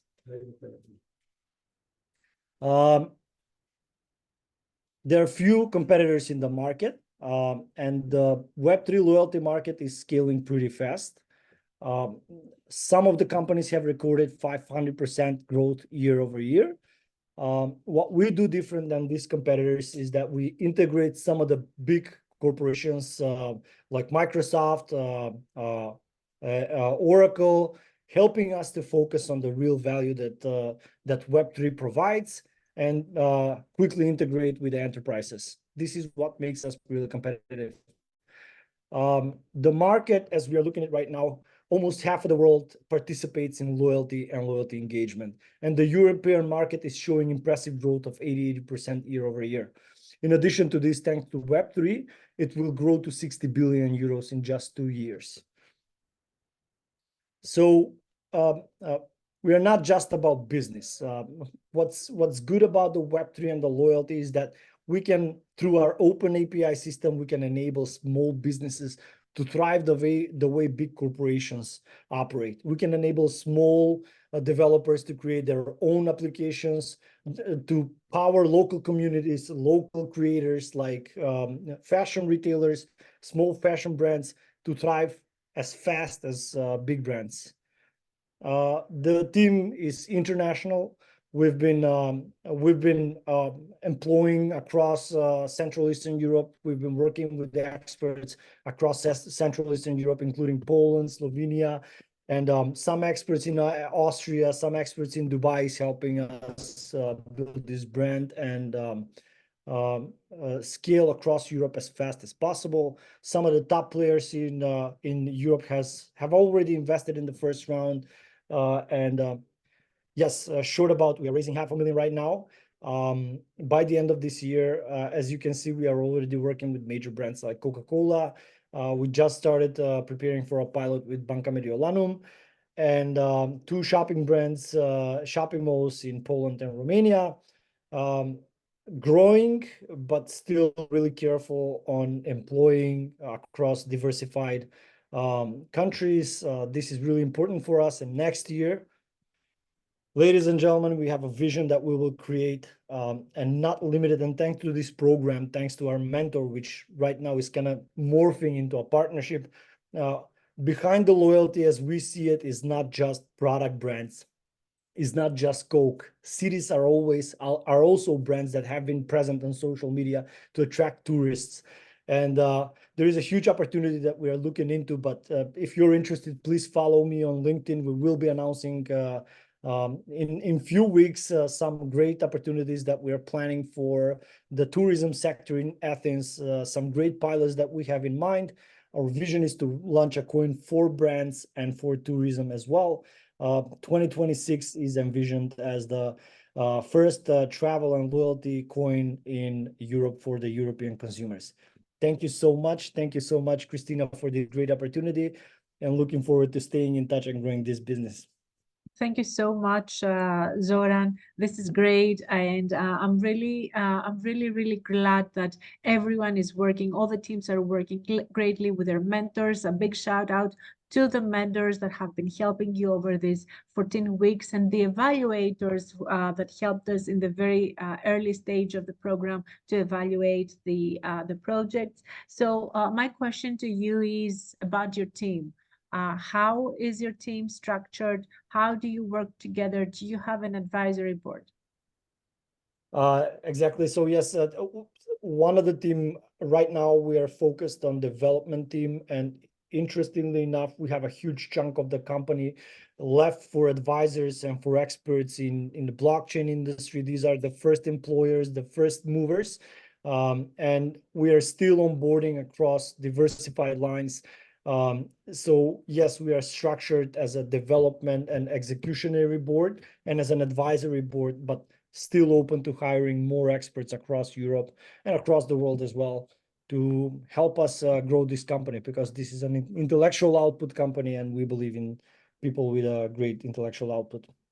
And can you share a little bit about the Athens pilots? What will you be doing in Athens in the tourism that will sector? be interesting. Yeah, so yeah, I don't want to spoil it up front, but we are planning something around. We've been talking to Angelos a lot about how we can launch a pilot with local agencies in tourism. We already have the system intact. It's the same system that's used by CCH, and I don't want to spoil it a lot, but it will be the same wallet that we issue to consumers with a twist to tourists that want to visit special places. We will be issuing coins for visiting attractive locations in Athens, and coins for people coming at the airport in Athens, but still early stage, but okay. I think that's a promising Okay, point. fingers crossed, fingers crossed. Thank you so much, Zoran. Thank you for your participation. And let's go to Sergio.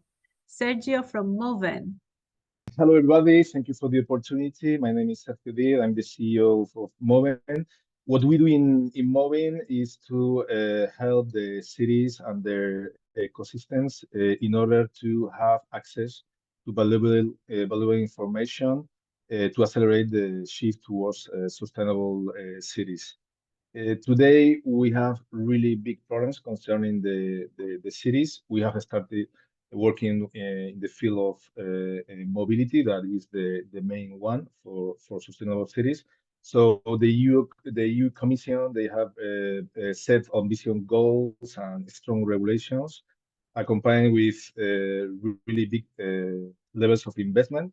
But despite of all of this, the impact is still very, very low. And when we see this a little bit on detail, we see that one of the main problems is that the different stakeholders, the cities and the companies, they don't have access to a really valuable information because of lack of data and lack of AI and analytical capabilities. So we have here a really opportunity to impact the cities as well as a good business, because if we can see the business around all this, it is about like 830 billion. So what we propose is, instead of this big platform that they are very expensive, we propose another model. Is a free access and as a service model to a platform that gives us information about different use cases, that they are the really use cases that the cities and the different stakeholders they need to understand to planify and to operate the new sustainable mobility. So we are talking about active mobility, electric mobility, urban logistics, multimodal mobility, transport, public transport, and mobility as a service. So what we do is to reach different data sets, public, private. So with the data sets and with different artificial intelligence, we create this valuable information that is really needed in order to good planify and operate. In addition, what we have and what we've been creating since 2017 is a big community, a big innovation ecosystem with cities, with big companies, and others. So we've been creating a good level of trust. We have very access to customers, very easy access to customers, knowledge, funding, and data with what we build this platform. We have been starting a small piece of this cake in the market is the sustainable mobility. We have been building this market opportunity, and these numbers is more calculated bottom up with the technology that we have started to do, but the market is much bigger. And here we can find opportunities with the administration, the public transport operators, infrastructure companies, mobility as service operators, logistic, electric companies, consultancies for mobility, etc. And the pain that we solve is they have information for good decision making in order to plan or better operate or reach more customers. We have started, as we have today, a prototype, MPV of our platform. We have been funded by innovation programs that this part down here. So we are still working on research and development. And now we are starting to launch different pilots in order to understand the market fit and start doing data projects as well as selling this platform in a SaaS way, pay-per-use subscription, in order to have this recurrence monthly revenue. We have been building, and this is very interesting, and it's very different from the competitors, is that we have a very mature go-to-market strategy. And as we have this ecosystem, with us that we've been building during these last 7 years, we have very easy access with different activities like training, online courses, workshops, online and face-to-face. So we get to know our customers very easily. Cities are very difficult to contact, so this facilitates all this interaction. So with all the first part, we start proposing projects based in data with cities and companies. First, we can say consultancy projects, and then we sell our platform so they can operate with this platform and get information in a recurrency mode. These are a little bit our customers for this year and next year. Concerning the competitors, today, I mean, the business in the data economy is something relatively new.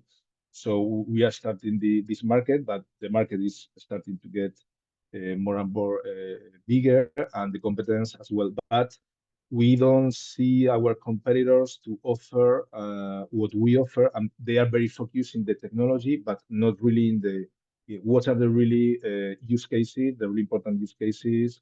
They don't have the level of third trust party as we are, and they don't are multi-source, multi-data source and share source. So we see a lot of differential points. Where we are today and what we are going to do in this year. So MOVEN it comes from 2020. So we've been preparing all this from last years ago. This last year, 2023, we have been starting the R&D of our platform. So today, here we are in Terrell 6. So we have today an MPV, and we are starting our market fit. Our market fit, it has the objective to go to 10 cities and 10 companies during the end of 2025, 24 and 25. And the idea is in the mid 25 next year to launch our commercial proposal of the platform with all the different plans in order to scale that in 2026. For that, today we are 9 people. Next year we will be 13 and then 17. We are looking for funding now, private funding, to complement our incomes that are revenue from customers as well as public funding.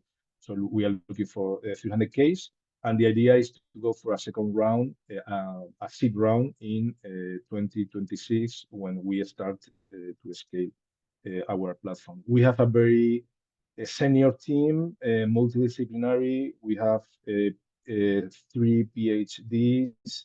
We have really people with a lot of experience in the international field. We are still working to find a really late co-founder, COO, business development for commercialization our platform, and completing our team with all this commercial part and reinforcing a little bit the technology team here. We have 4 or 5 big and very interesting advisors that they are supporting us in the tech field, in the business model for the platform, as well as financial and legal, as this is database platform. For this first round and this 300K, it's very important that what we are looking for from one side is investors in the field of tech, climate, or impact. For us, it's very important to understand or to work with people that understand this model and they want to push this kind of projects. This money is to complement the funding and the revenue that we are having now. So this 300 is for is to cover the 30% of our cost in 2024 and 2025, and to arrive in 2026 for the second investment round, for the seed round. And it's important as well that we have blocked a 20% of phantom shares to incentivize these main and key players, key employees that we have to find this year. So if you are interested in knowing a little bit more of our project, just write me, and it will be a pleasure for me to tell you more things. Great, Sergio, thank you so much. It's great to see what you're doing with data and all the opportunities that rise from that and how innovative your product is. Can you tell us a little bit how this company came to be about and a little bit about your team? And then we will have our investors page. Sorry, can you repeat the last? Yes, can you please tell us a little bit about how the company started and about your team? Okay, so we started 4 years ago. So MOVEN has 4 years ago. The ecosystem we've been working with, we started like 7 years ago. So we started the project myself with a couple of employees. So today I am the owner of the company, but with this phantom share plan, I have started to share some economic rights to several employees that they are keys for us. For us, it's not been really complicated to attract talent because we are able to attract a senior talent in the field of artificial intelligence and data that is quite rare. And because of the project and all our vision of transforming the cities and overall to democratize this access to AI capabilities as well as data, because what we see in the market and in the cities is that only the big cities and the big companies are able, they have resources in order to launch this kind of projects. So we are building a very tractor and positive project. So we are able to attract people. We are talking about 20 years experience in average. We have PhD, or if not, it's master in engineering. So we are mounting a really nice thing, and I'm very happy for doing this. And we are doing this in Seville, in the south of Spain. This is not London or Paris or Madrid. This is amazing, and this is the value of our teams across the south of Europe, from Portugal to Cyprus to Turkey to Bulgaria to North Macedonia, Greece. Thank you so much, Sergio. Best of luck to you and your team. And with no further ado, let's go to our second keynote speaker for today, Mr. Dimitris Kalavros-Gousiou. He's a venture capital investor and entrepreneur. He will be talking about tips to consider before talking to a VC. Nice to see you. Thank you for Hello, being... Christina. Hello, everyone. Thank you for taking the time to be with us today at our open day. So the floor is yours. Again, Christina, thank you. So I've been asked to maybe discuss some more like tips in order to prepare yourself and consider when trying to talk to investors. A couple of things about myself. I'm a lawyer by academia. I'm an entrepreneur by choice, and I almost say that I'm an investor by accident. Was that I started one of the first accelerators and incubators in Greece more than a decade ago, when I came back right after my studies. For the last 7 years, I'm fortunate enough to be able to work and invest in pre-seed and seed companies across Europe, mostly. We have investments in the US, but also in Southeastern Asia, but Europe is the main geography we're operating. And through my first and second fund, which is launching the second fund actually this month, we're doing pre-seed and seed, and we have a focus around B2B enterprise software and general economy startups. So this means that we either invest in companies that are actually building software and products and services for other companies, especially in the space of DevOps, cybersecurity, smart cities, and smart buildings. Or we invest in companies that have a more consumer face, B2C, or B2B2C sort of play, that are in the areas of creators economy, financial inclusion, edtech, future of work, and the likes. I'll try to maybe depict some things and some concerns that I found in many conversations during these 6 or 7 years to be very profound, quote unquote mistakes, or things that are lacking when we're talking with potential investing companies. Obviously, there's no single truth, so feel free to keep what's fitted for your case and for your scenario. Number one is, so I mentioned that we invest at pre-seed and seed, especially at pre-seed.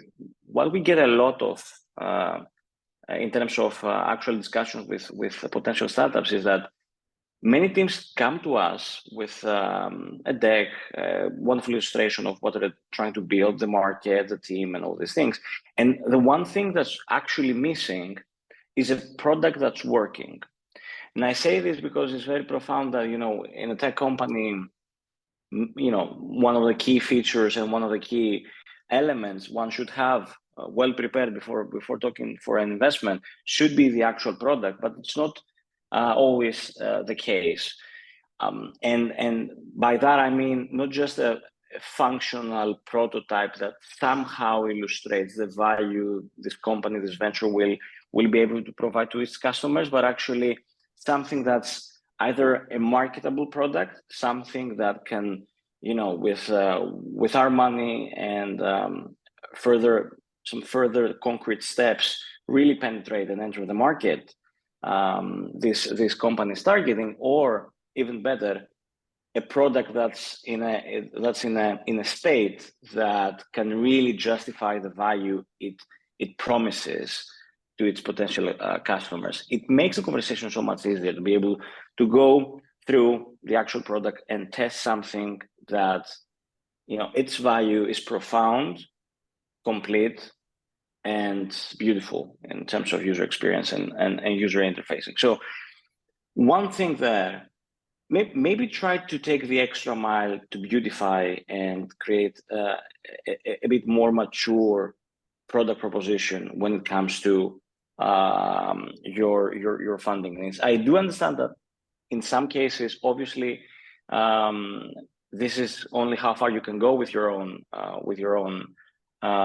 resources, and it's fine. But when you can really do this extra mile, this really pays off.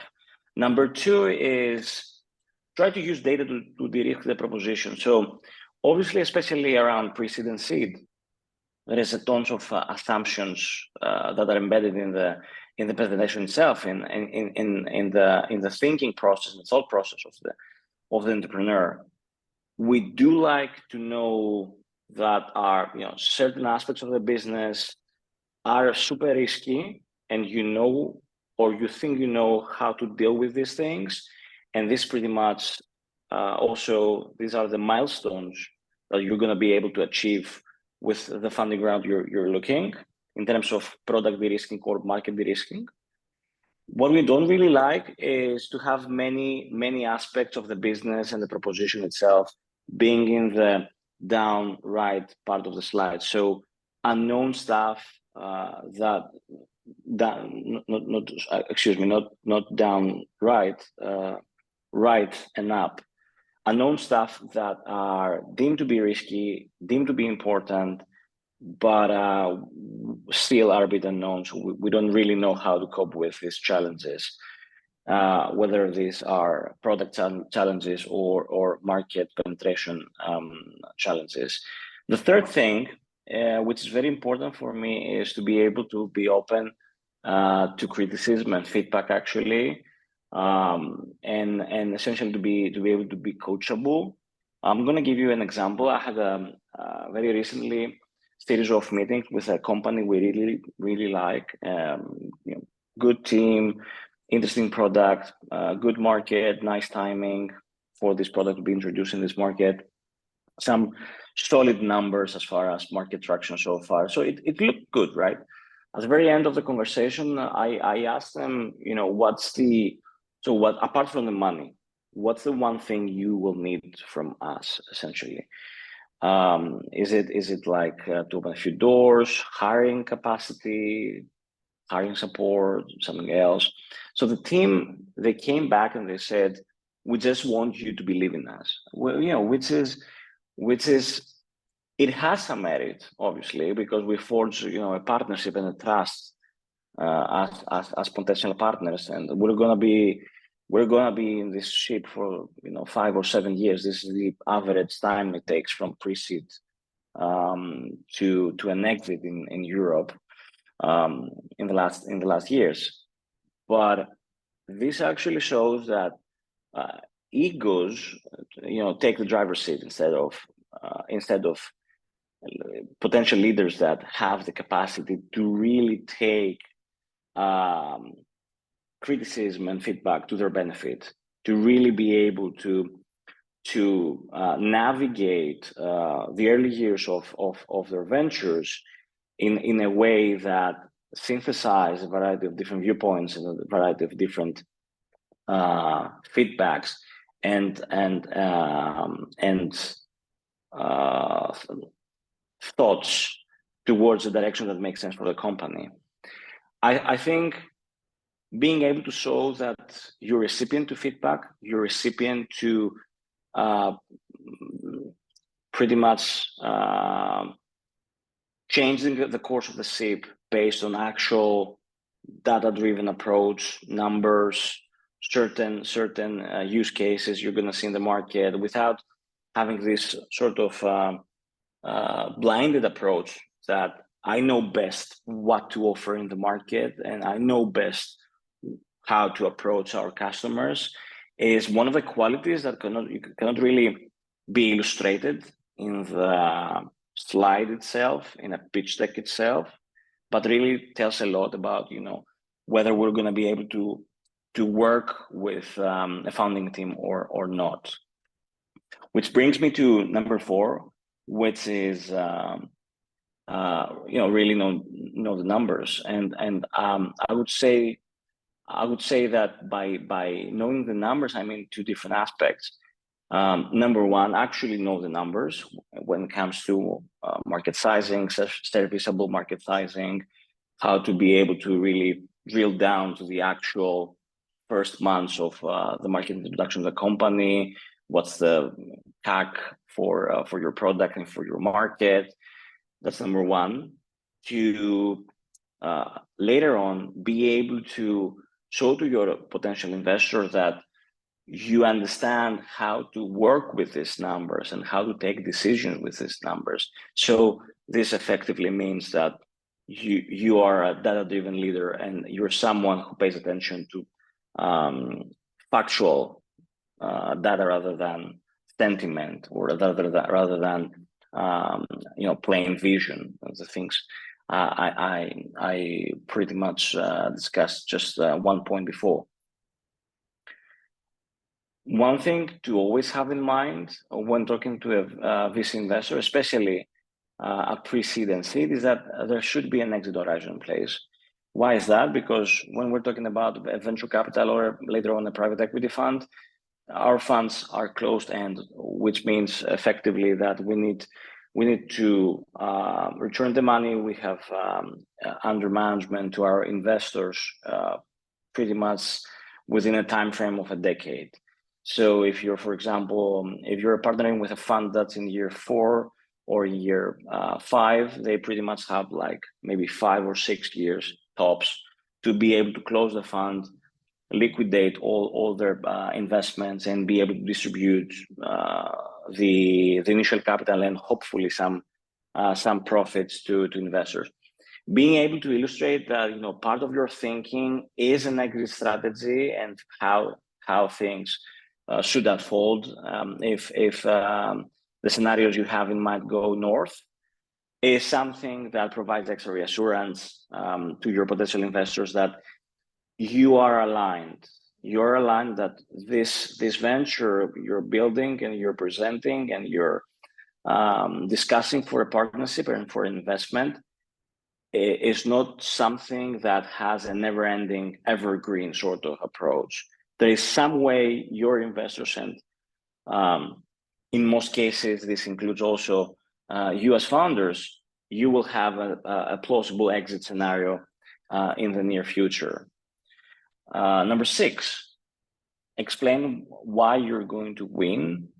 I say this because in most of the slides we're getting and we're discussing and we're reviewing, and it's perhaps something we also do when we're trying to pitch for our fund as well, because we also do fundraising for our funds.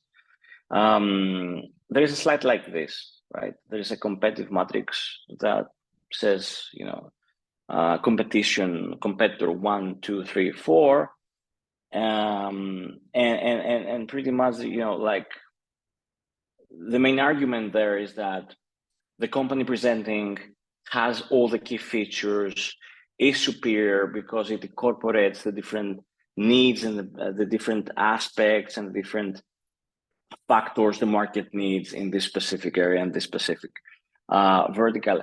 But I'm not really sure this resonates well and really illustrates the unique selling proposition, the visibility of your company, right?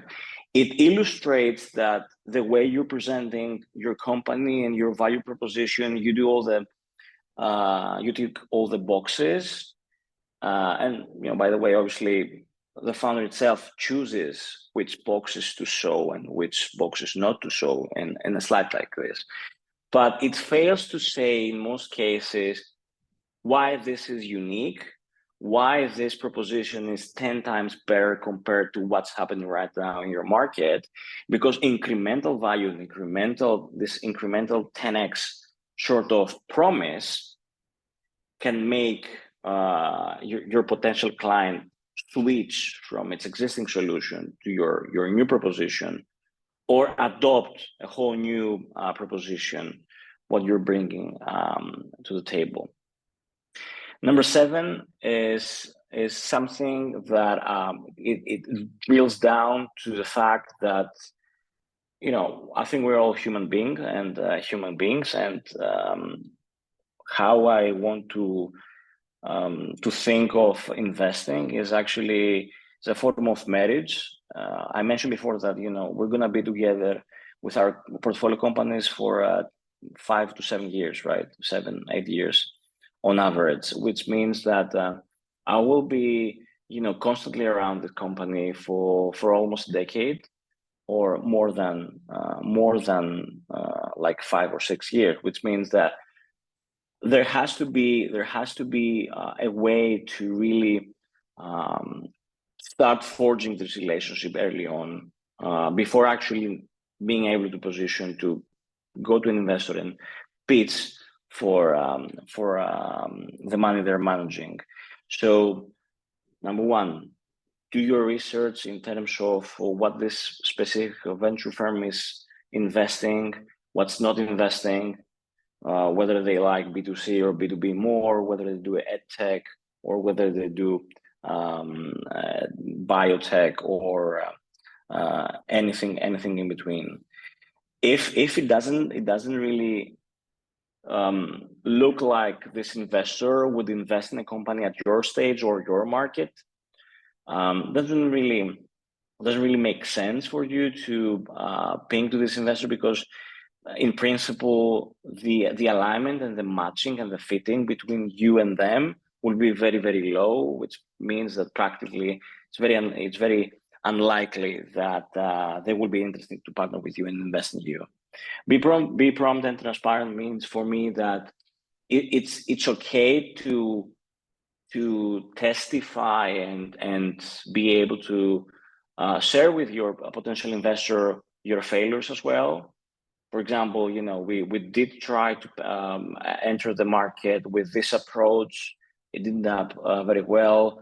There is an outgoing co-founder. We didn't really manage to keep the relationship in a healthy level, and she or he has to exit.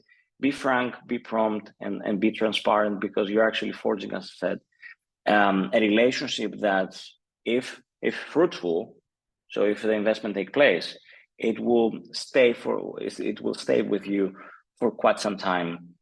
Do follow up post your first meeting, because sometimes, you know, this might come as a surprise for many, but I came to realize that more than half of the times we have a meeting with a startup company, we do request some extra things to be shared with us. I would say, you know, half of the times we're not getting a prompt reply. So we have to do a couple of follow-ons before we do get the material we require that we discussed during our meeting. And the last point is, do not play the FOMO card, which is fear of missing out, right? In a sense of, I don't particularly like someone coming to me and, you know, like saying, we're super sexy, what we're building is super, super sexy, and everybody wants to invest, but we're here to hear you as well. And if it makes sense, you know, money-wise and valuation-wise, we might be able to find some space for you also in the round. I think this is quite disrespectful. And we've seen this during the boom years of 2020, 2022, where obviously there was an abundance of capital in the market. And again, obviously, it was on the benefit of the entrepreneurs to be able to really negotiate the actual terms and the actual partnership they would forge with an investor. But overselling FOMO is not a great way to kick off a new relationship, because essentially what it states for you is that you're just looking for money. You're not looking for a partner that's going to be around for this 5+ years I mentioned before. Number 8, for us, you know, it's really, really, really important, especially for the first stages of your company, I would say until Series B, to really be able to demonstrate what the funding round you're looking will bring in the company in terms of actual milestones that will de-risk the venture itself. So this might be, 3 key partnerships. This might be a user growth, a certain user growth metric, or this might be something, an OKR that makes sense for you in order to be able to answer some of the known unknowns you have in this current round. And I obviously say this because, as you already know, if you go after the VC play, it goes like this. Every 18 months, every 18 to 24 months, you will need to be able to raise more capital on the premise that essentially we have a product market fit and we have some early traction that justifies there's a need in the market there.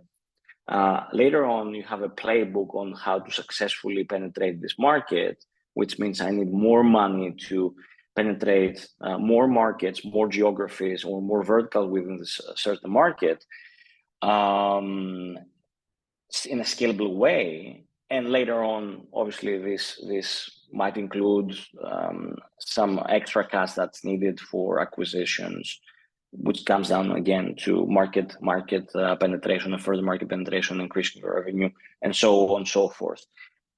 For the first, couple of stages, pre-seed, seed, and Series A, it's all about de-risking your business. So being able to illustrate how are you going to be able to construct the narrative for your next funding round makes us feel a bit more comfortable when deciding to invest and partner with a startup company at pre-seed or seed. Number 9, do not overpromise. This comes down to this sort of let's try not to oversell sort of paradigm. If you're about to overpromise, because this might hear for some as counterintuitive, because I do understand that you believe that by design, VC investors, they want to hear big numbers in terms of growth, revenue, next rounds of financing, which will eventually lead to a big exit for everyone.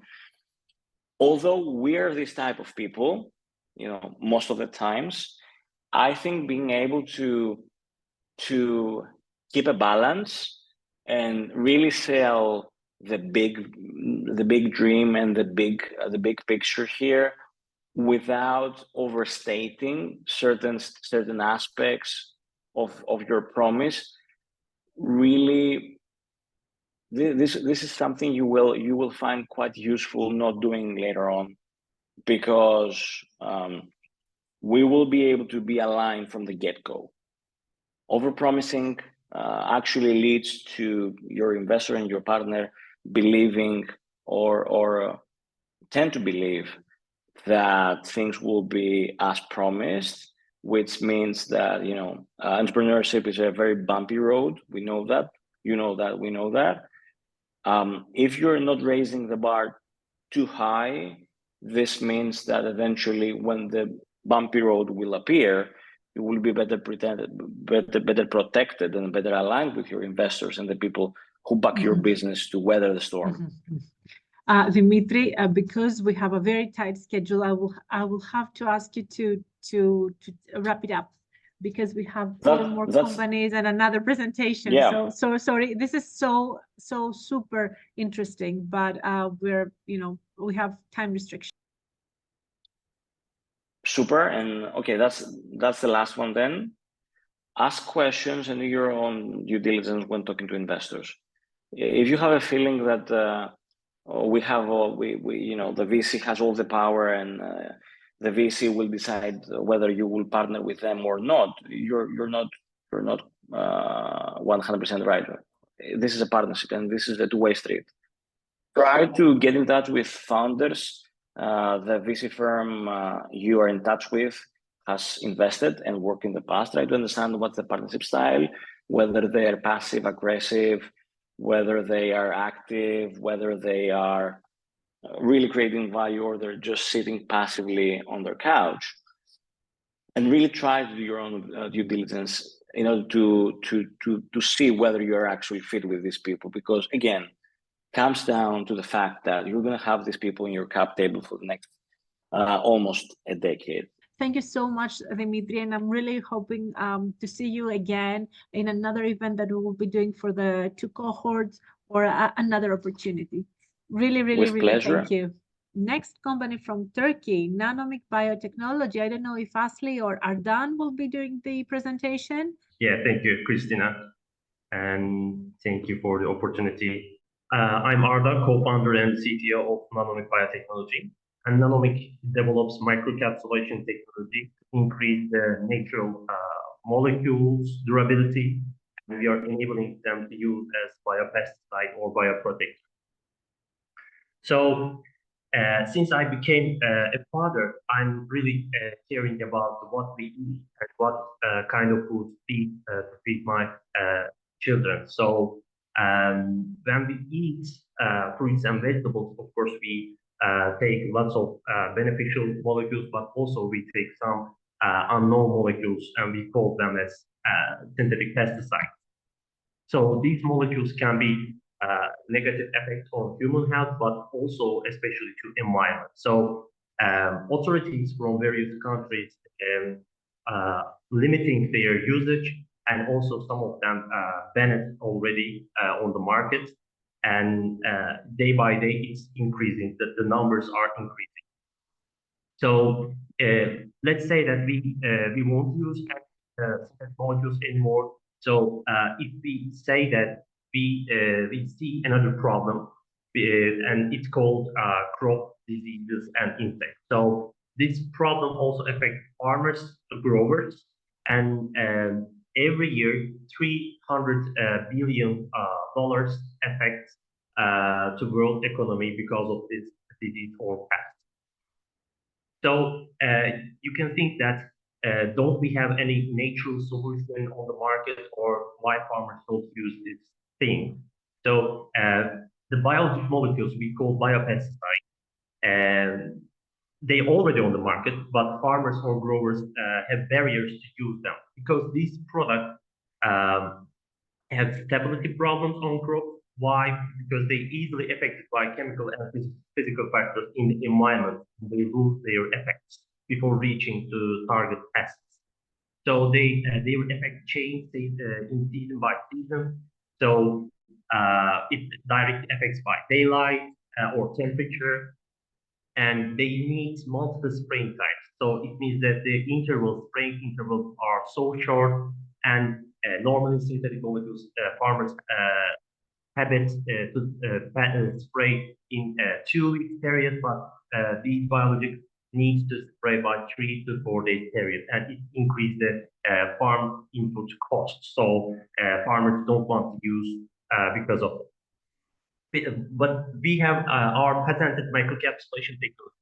We are modeling natural molecules, where it can be from microbes or plants or botanic molecules, and we are putting them small biopolymer based and smaller than hair in micron-sized capsules, and we are giving them control these mechanisms in time by time to act as a pesticide without affecting from environmental factors. And this technology helps standardize products, standardization of active molecules, and we provide high loading capacity. That we are putting very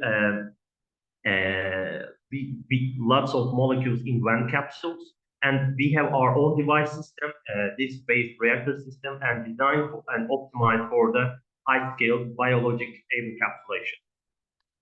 So with our technology, we have products to various industries. First one is biofungicide for crop protection, and it's already tested in 100 different locations from worldwide.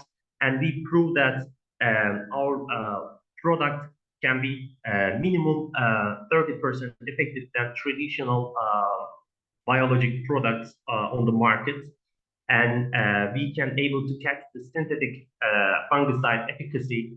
Of course, it depends on the season or disease rate on the market. And we prove this result with independent test partners. and we provide stable and cost-effective, also residue-free protection to the customer. So we have bioinsecticide, kills insects, and our product has knockdown efficacy. It means that when farmers spray our product, it directly kills target pest in maximum in 3 days, and it has broad range activity, and it's very safe.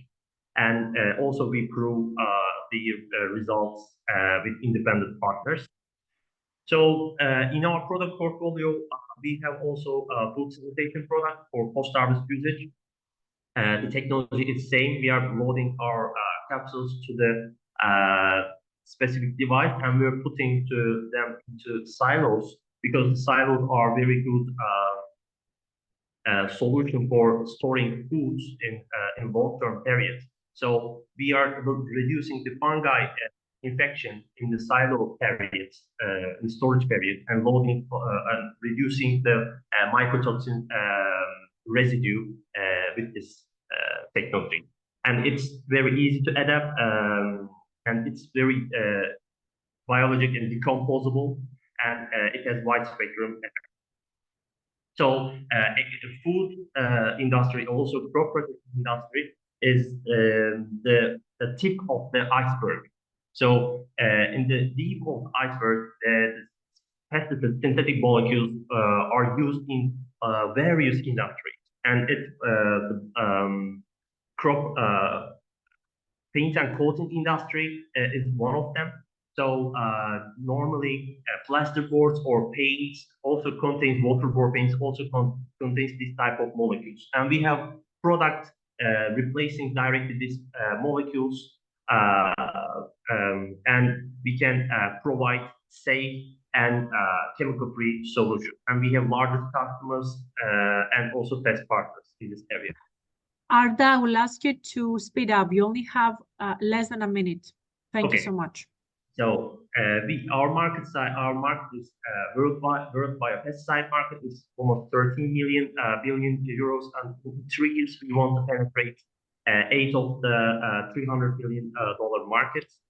And we have a competitive solution. We are also provide broad range activity when we compare with the other competitors. Our revenue model is so simple and direct. We are using sales distribution model, and we have pre-sales activities to farms, dealers, or cooperatives. And also we are also working on the microcapsulation as a service models.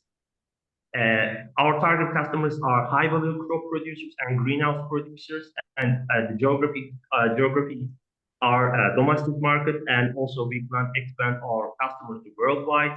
We are using sales models. And from 2021, grow 3x, and we want to grow 4x fold in 2024, and we want to reach 300 to 400 tons of product in 2025.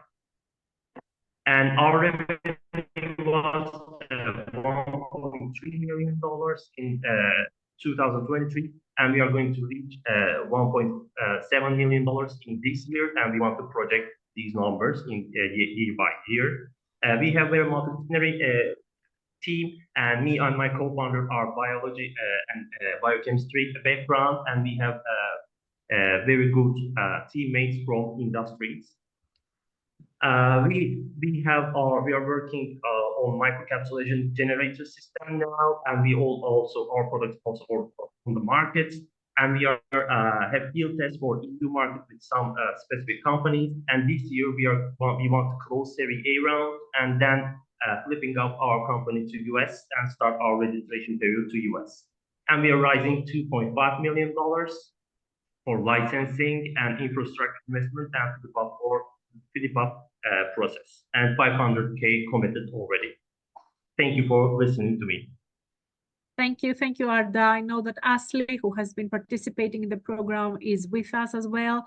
Tell us a little bit about your team structure, and then we will go to Ilker from Orbiba Robotics. So a little bit about your team structure, how you met, how strong the team is.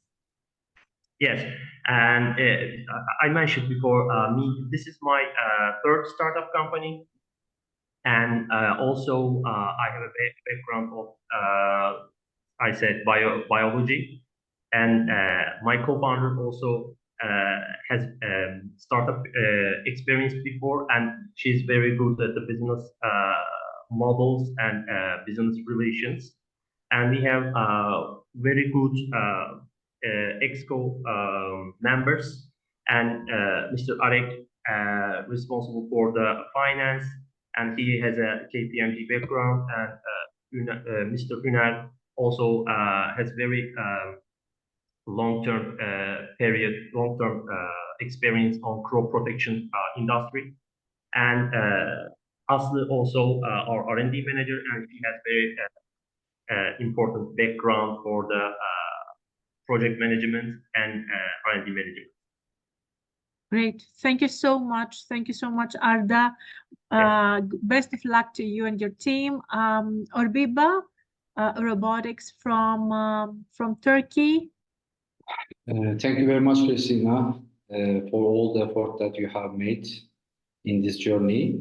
And a special thanks to our mentor, Luis, as well. I'm İlker Bektaş. I'm founder of Orbiba Robotics. Orbiba stands for an organic bond. We want to facilitate an organic bonding between deep tech and the organic farmers. We want to provide easiest regenerative farming experience in the world by enabling organic farmers with innovative, green, small, and smart robots. Actually, as we know that there are lots of current practices that are driving us to a place, a future that has no biodiversity. But as you know that the agriculture is contributing to gas emission in nearly to 25% in the world. With the current practices like conventional farming, monoculture practices, and heavy machines are driving us to no biodiversity. And we believe that it's possible to support biodiversity with technology. There is an alternative future as well. There are lots of problems in the agriculture sector. We have broken the food system in the last 7 decades, but we have concentrated and focused on weed control. Weeds are competing with the crops in order to reach minerals and water. So it can decrease productivity in crops up to 100%. And it reoccurs, you have to handle them 16 times in average. And in organic farmings, organic farmers can't use chemicals, so they need manual work in order to do that. And we know that the developed and emerging developing economies in last 20 years, the labor shortage is nearly 47% decrease. And if there is no labor for organic farmers, they need to make an automation investment, but the initial cost for automation is really very high. And according to UN report, the 94% of the farms are less than 5 hectares, and they provide the 75% of the food supply in the world. So technology is not accessible because it's not feasible to invest for them. We want to produce affordable robot platform with advanced AI to help them, and we want to manage the weeds by considering biodiversity. We don't want to kill all of them or remove all of them. We want to understand weeds, soil, and crop, and the relation in between them. According to, we want to manage the population of the weeds in order to support the biodiversity. So we have a low initial cost robot, and we have a really advanced AI. This robot is collecting lots of data from the field and sent to our advanced AI platform.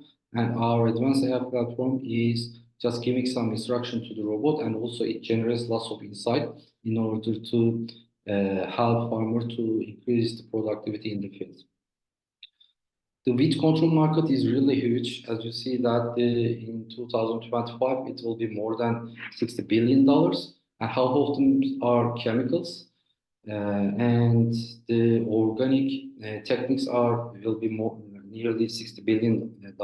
But our targeted segment is less than 5 hectare farms. So we want we will be competing in this small market with 283 million euros. And we have lots of competitors, and we like all of them around the world. But what is the differentiating? We are supporting the biodiversity because we have an advanced AI, they have a primitive AI. They only know if it is properly or not. But we make really deep sensing and deep analysis, and we have less than 1 year return on investment. And we are also suitable for small size organic farm nets. So this is the main differentiating points that apart from our competitors. Our business model, we will sell this platform, we won't rent them because this robot platform will be an assistant for farmers. And we will then upsell biodiversity, soil health, plant health, inside sales through our application that's connected with our advanced AI and robot platform. Our value proposition is we want to provide easy resilience farming. It will be accessible and it will be very simple. You don't have to be an technology geek in order to use this robot, and it will give lots of insights. And our main market is Turkey, Europe, and North America. We will start with Turkey and Italy with only tomatoes, eggplant, and pepper with less than 2 hectare farms. And then we will increase our crop types. And then we will go for the industrial plant farms. They are all organic. And at the end of 2028, we will be reaching 105 million euro revenue, and we will be the king of this small segment market. And we have a really dedicated team. We are up to 13 teammates. We all believe in the vision because we want to realize the dreams that help planet and its host. And also we have a very strong advisory board in different areas of the sector. What we have achieved, actually, we have formed the organic farming focus groups. We developed 4 different prototypes, and we made research on weeds and vegetables that we are focusing on. Then we had a final prototype an AI model developed for 3 vegetables. We have patent application field, and we are now in the technology readiness level 6, and we're preparing for the technology readiness level 7. And we had lots of achievements, and we reached more than 100K euro grants. And 1 month ago, we have funded with crowdfunding with 200K euros. And we have 16 unit robots pre-ordered from our focus group. And we need 500K euro to deliver this first robot batch, 20 units at the end of the 2025 second half. Thank you very much. Is there any question? Thank you so much. Thank you so much, Ilker. You are one of our star companies. You have already crowdfunded 200,000 euros. You have submitted an application with the help of your mentor to the EIC accelerator. Thank you so much for your dedication and your participation in the program. And Orbiva Robotics, let's move to Nicola from EcoBubble and Plantiverse. Hi, everyone. Imagine a world where plants autonomously can manage their irrigation, light, humidity, and temperature in greenhouses, and can even rotate photovoltaic panels in agrivoltaic system, or can send email when there's some parasite aggression. I'm Nicola Nescatelli, and together with my colleagues, we are developing a plant-driven platform where plants can communicate and control their automation. In precision farming, inefficiency in individual plant care lead to important economic and environmental costs. These inefficiencies lead to wasting of water, decreasing crop yields, and rising urban pollution, affecting various professionals like farmers and environmentalists. Our platform uses multispectral cameras to capture and translate plant reflected light into vegetative indexes, Combined with IoT sensors and satellite data, these form a detailed plant environment data package. This package becomes input for our machine learning models and empowering plants to autonomously monitor and control connected systems. Plantiverse upgrades traditional farming systems with plant-driven automation using real-time data. It also includes a plant virtualization feature that enabling a selected group of plants to manage large areas, reducing costs. As a result, Plantiverse easily works with existing setups, providing flexible solution for many agricultural applications. In our first pilot, in collaboration with FAO and Sapienza University of Rome, we transformed a traditional irrigation system in a plant-driven solution. This innovation optimized resources management and boosted crop productivity. Our second pilot with the Botanical Garden of Rome improved our ability to detect vegetative stress from parasite. Our forecast indicate a crop yield increase of over 15%, reduced resource consumption by over 25%, and improved plant defenses with over 35% increase in efficacy against parasite. Total addressable market is around 454 billion euros, growing at 9.4% annually. Our initial market is in high revenue crop producers with the objective to capture 50 million over 8 years. Our main clients include producers like premium vineyard owners, solar industries, and companies specializing in vertical farming and hydroponics. While there are numerous players in the agri-tech industry, Plantiverse stands out with its unique plant-driven approach, of course, virtualization capabilities, and flexible integration with existing automation system. Plantiverse uses a subscription model with adjustable pricing starting from 350 euro to 650 per hectare. We also sell sensors to join our system. This approach allows a scalable and tailored solution for each type of client and application. Plantiverse contributes to UN Sustainable Development Goals, improving resource efficiency and reducing waste, cutting greenhouses, gas emission, optimizing water use, increase crop yields, and boosting energy efficiency in agrivoltaic system. We are searching 2.5 million to advance our technology from TRL 6, so tested in a relevant environment, to market readiness within 2 years. Our team includes 4 founders, 9 collaborators, 3 scientific advisors, and 7 trainees and junior researchers. We have extensive expertise in advanced technologies such as green tech, data science, artificial intelligence, multispectral analysis, and agri-tech. So Plantiverse innovates agriculture by combining plants with artificial intelligence and automation system. Our eco-friendly platform provides sustainable management of green areas, making precision agriculture smarter and more sustainable. Thank you for your attention. Thank you so much, Nicola. Can you tell us a little bit about the collaborations you have? Because I know that you have collaborated with Sapienza. Tell us a little bit about that before we go to Odysseas. Yeah, we have different collaboration with university and National Research Center, because this kind of system needs a lot of training, because when you merge artificial intelligence with biological system, you need a lot of training.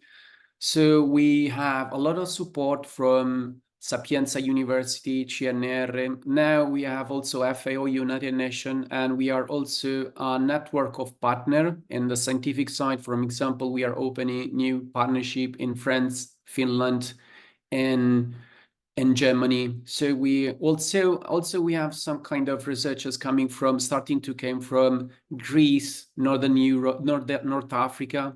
So this kind of plant-driven system is starting to be supported. This is great, especially because everything that is related to soil, everything that is related to food security, to plants. This will be very important in the next phases of the European Green Deal. And it was great to have three companies related to each other in sense of the field: Nanomic, Orbiba, and Ecobabble Plant Diverse. Thank you so much, Nicola. And with no further ado, let's go to Odysseas Spyroglou. Odysseas comes from IDI, the International Development Ireland company, a partner company of this consortium.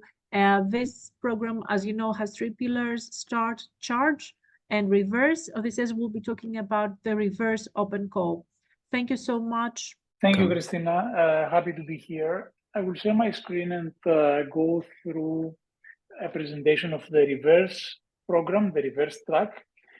First of all, because I think that a lot of the companies that have presented their solutions here may be excellent applicants for this program. So I will not take any time to present the S3E program. You know that already, you're participating in it. But I'd like to focus on the Reverse and explain to you what this track is.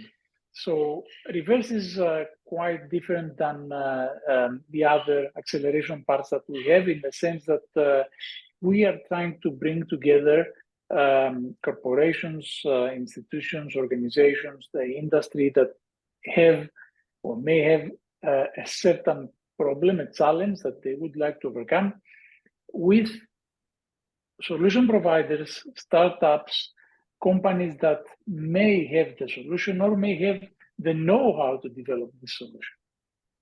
And this is the whole idea behind that. So what we've done, we have called industries.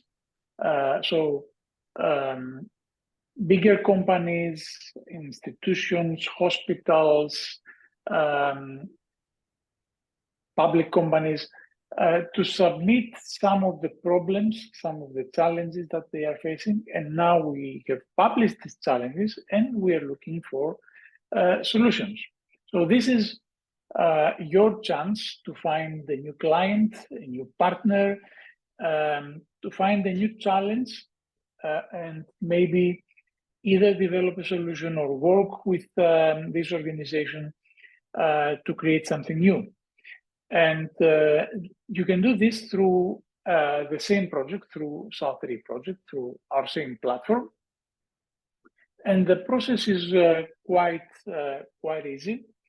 I will explain it in a moment. But before that, I just want to make sure that we all understand what the challenge is. In our context, a challenge is a specific problem that we don't have a satisfactory solution yet. We don't have something that we can buy from the market. That doesn't mean that you as a company have that product. If you had it, you would obviously have it in the market, but you may have the know-how to solve this challenge. So this is what we are looking. We're not looking for ready-made products necessarily, although you may have something like that, that's fine. Excellent, you may have a solution and you can bring that solution and you can solve it. Or you may have the know-how, the knowledge, the expertise that is needed to develop such a solution. These are the challenges that we have so far. We may add one or two more. So you can see that we have challenges from all over Europe, from France, from Greece, from Turkey, from Portugal. Some of them are already working with solvers, because we have this call open for some time now, and we follow a first come, first served approach. So if you submit a solution and we see that there is a good match with a potential challenge, then we immediately match it and you work on that. So you can see that we have challenges that range from health to environment, to automations, robotics, maritime, aquaculture, automotive.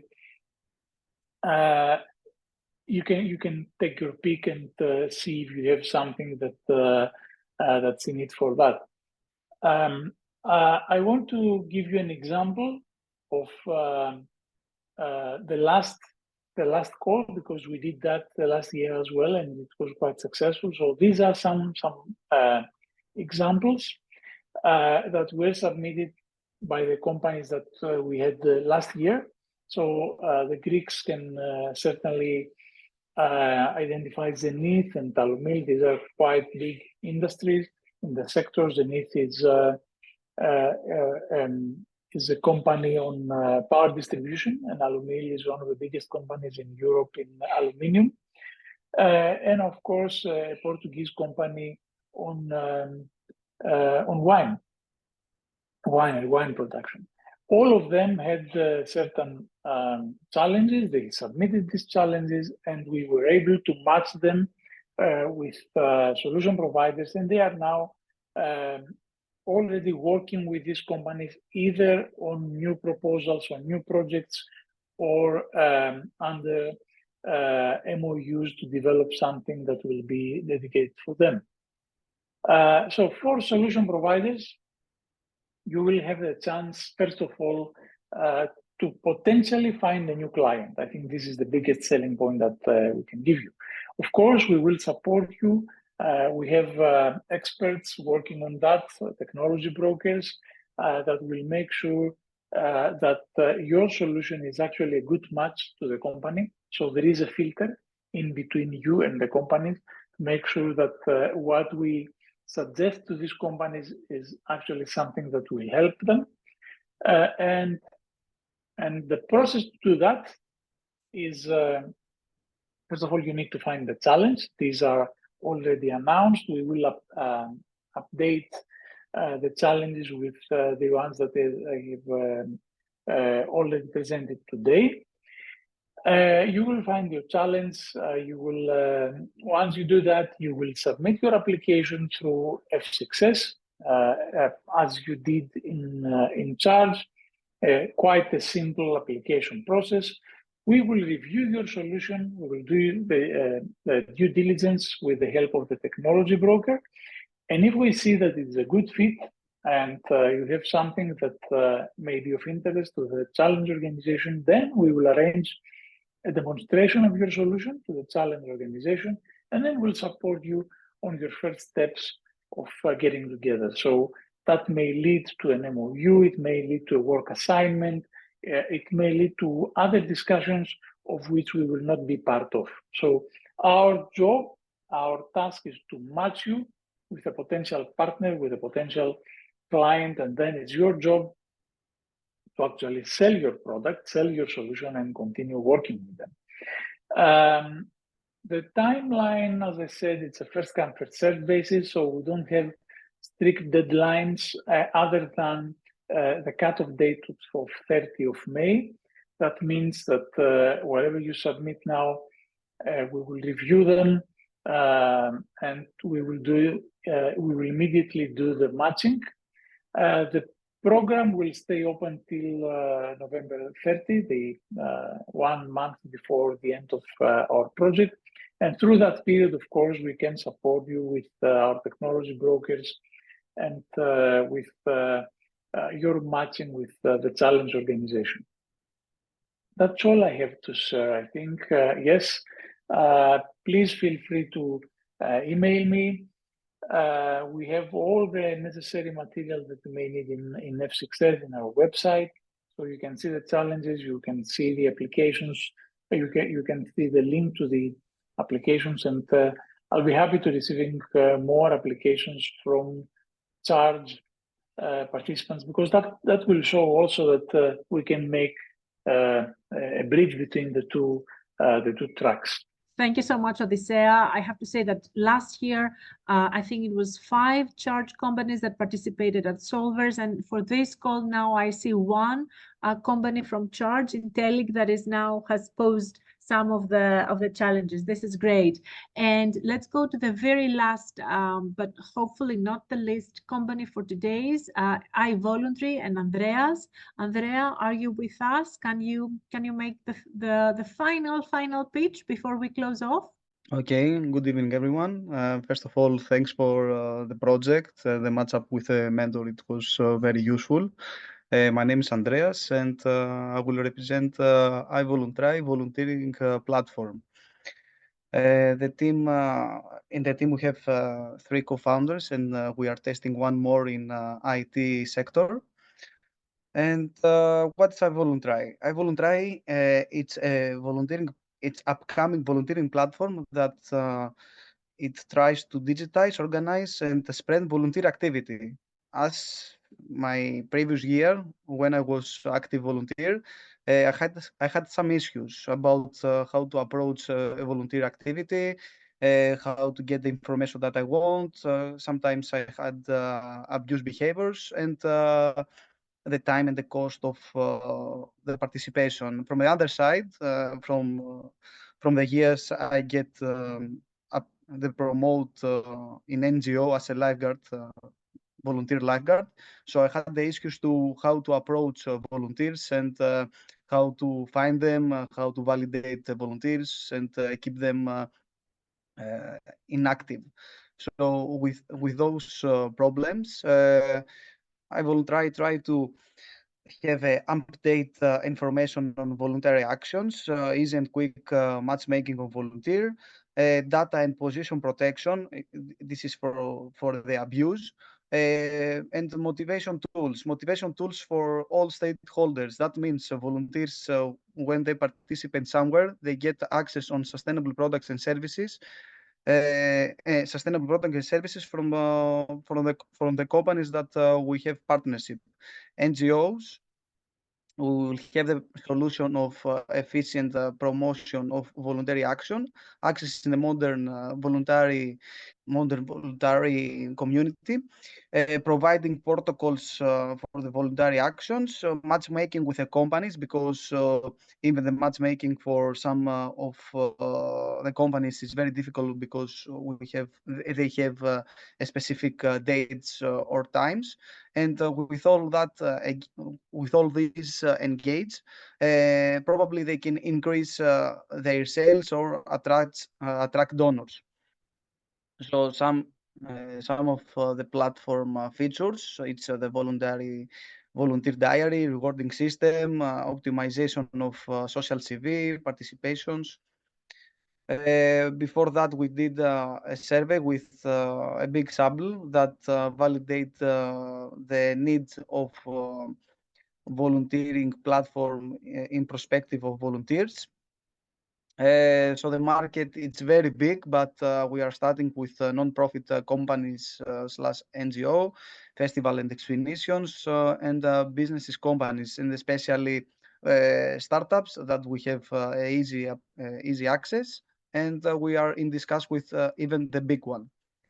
That we try to communicate with companies that can be voluntary-friendly companies. That means can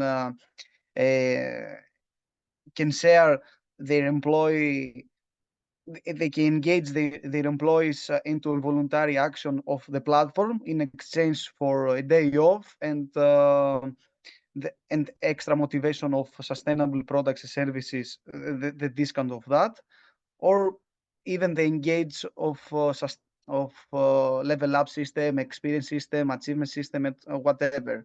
With voluntary companies will have an employee engagement, healthy business environment, organic marketing tool, and also ESG improver.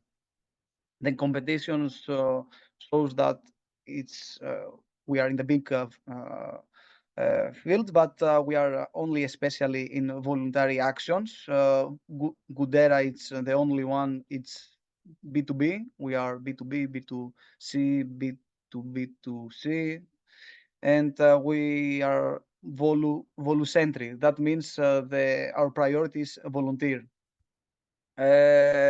So with all of that,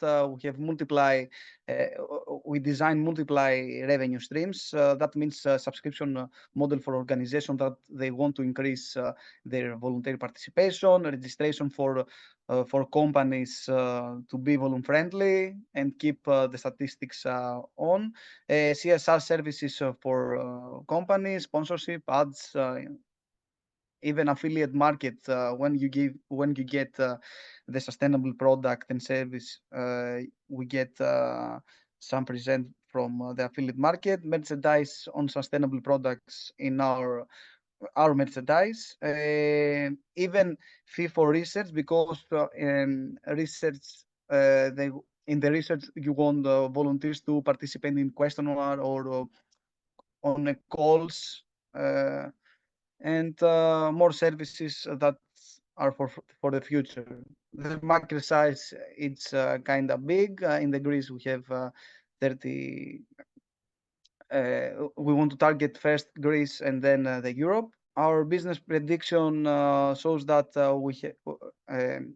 we will have some revenues at this year, and we will get in profit in the next year. And why to invest in the company? A unique service and product, gap in the market. Volunteering is the spirit of SDGs, and for that reason, it's kind of trend. And 89% of the investor consider ESG issues in some form as part of investment approach. So what we asked for 45 K for 10% after we launch the pilot and validate our expectations, because at this moment we don't have it's on the road. In the next 1 week we will have the beta version in the platform. And the money will get in the marketing and improve the develop of the website. So the next step we already set up is to expand into Europe, increase our local users and the local customers, and set the new fundraise to develop the mobile application. We did in the summer we launched our pilot beta version on Android, but we make a pivot to have more accessible. So thanks for me. Thanks for your time. Let's make volunteering accessible, entertaining, educational, and easy. So thank you so much. And with that, that was their final and the very final pitch. We had in total today, if I'm not mistaken, 14 companies that pitched.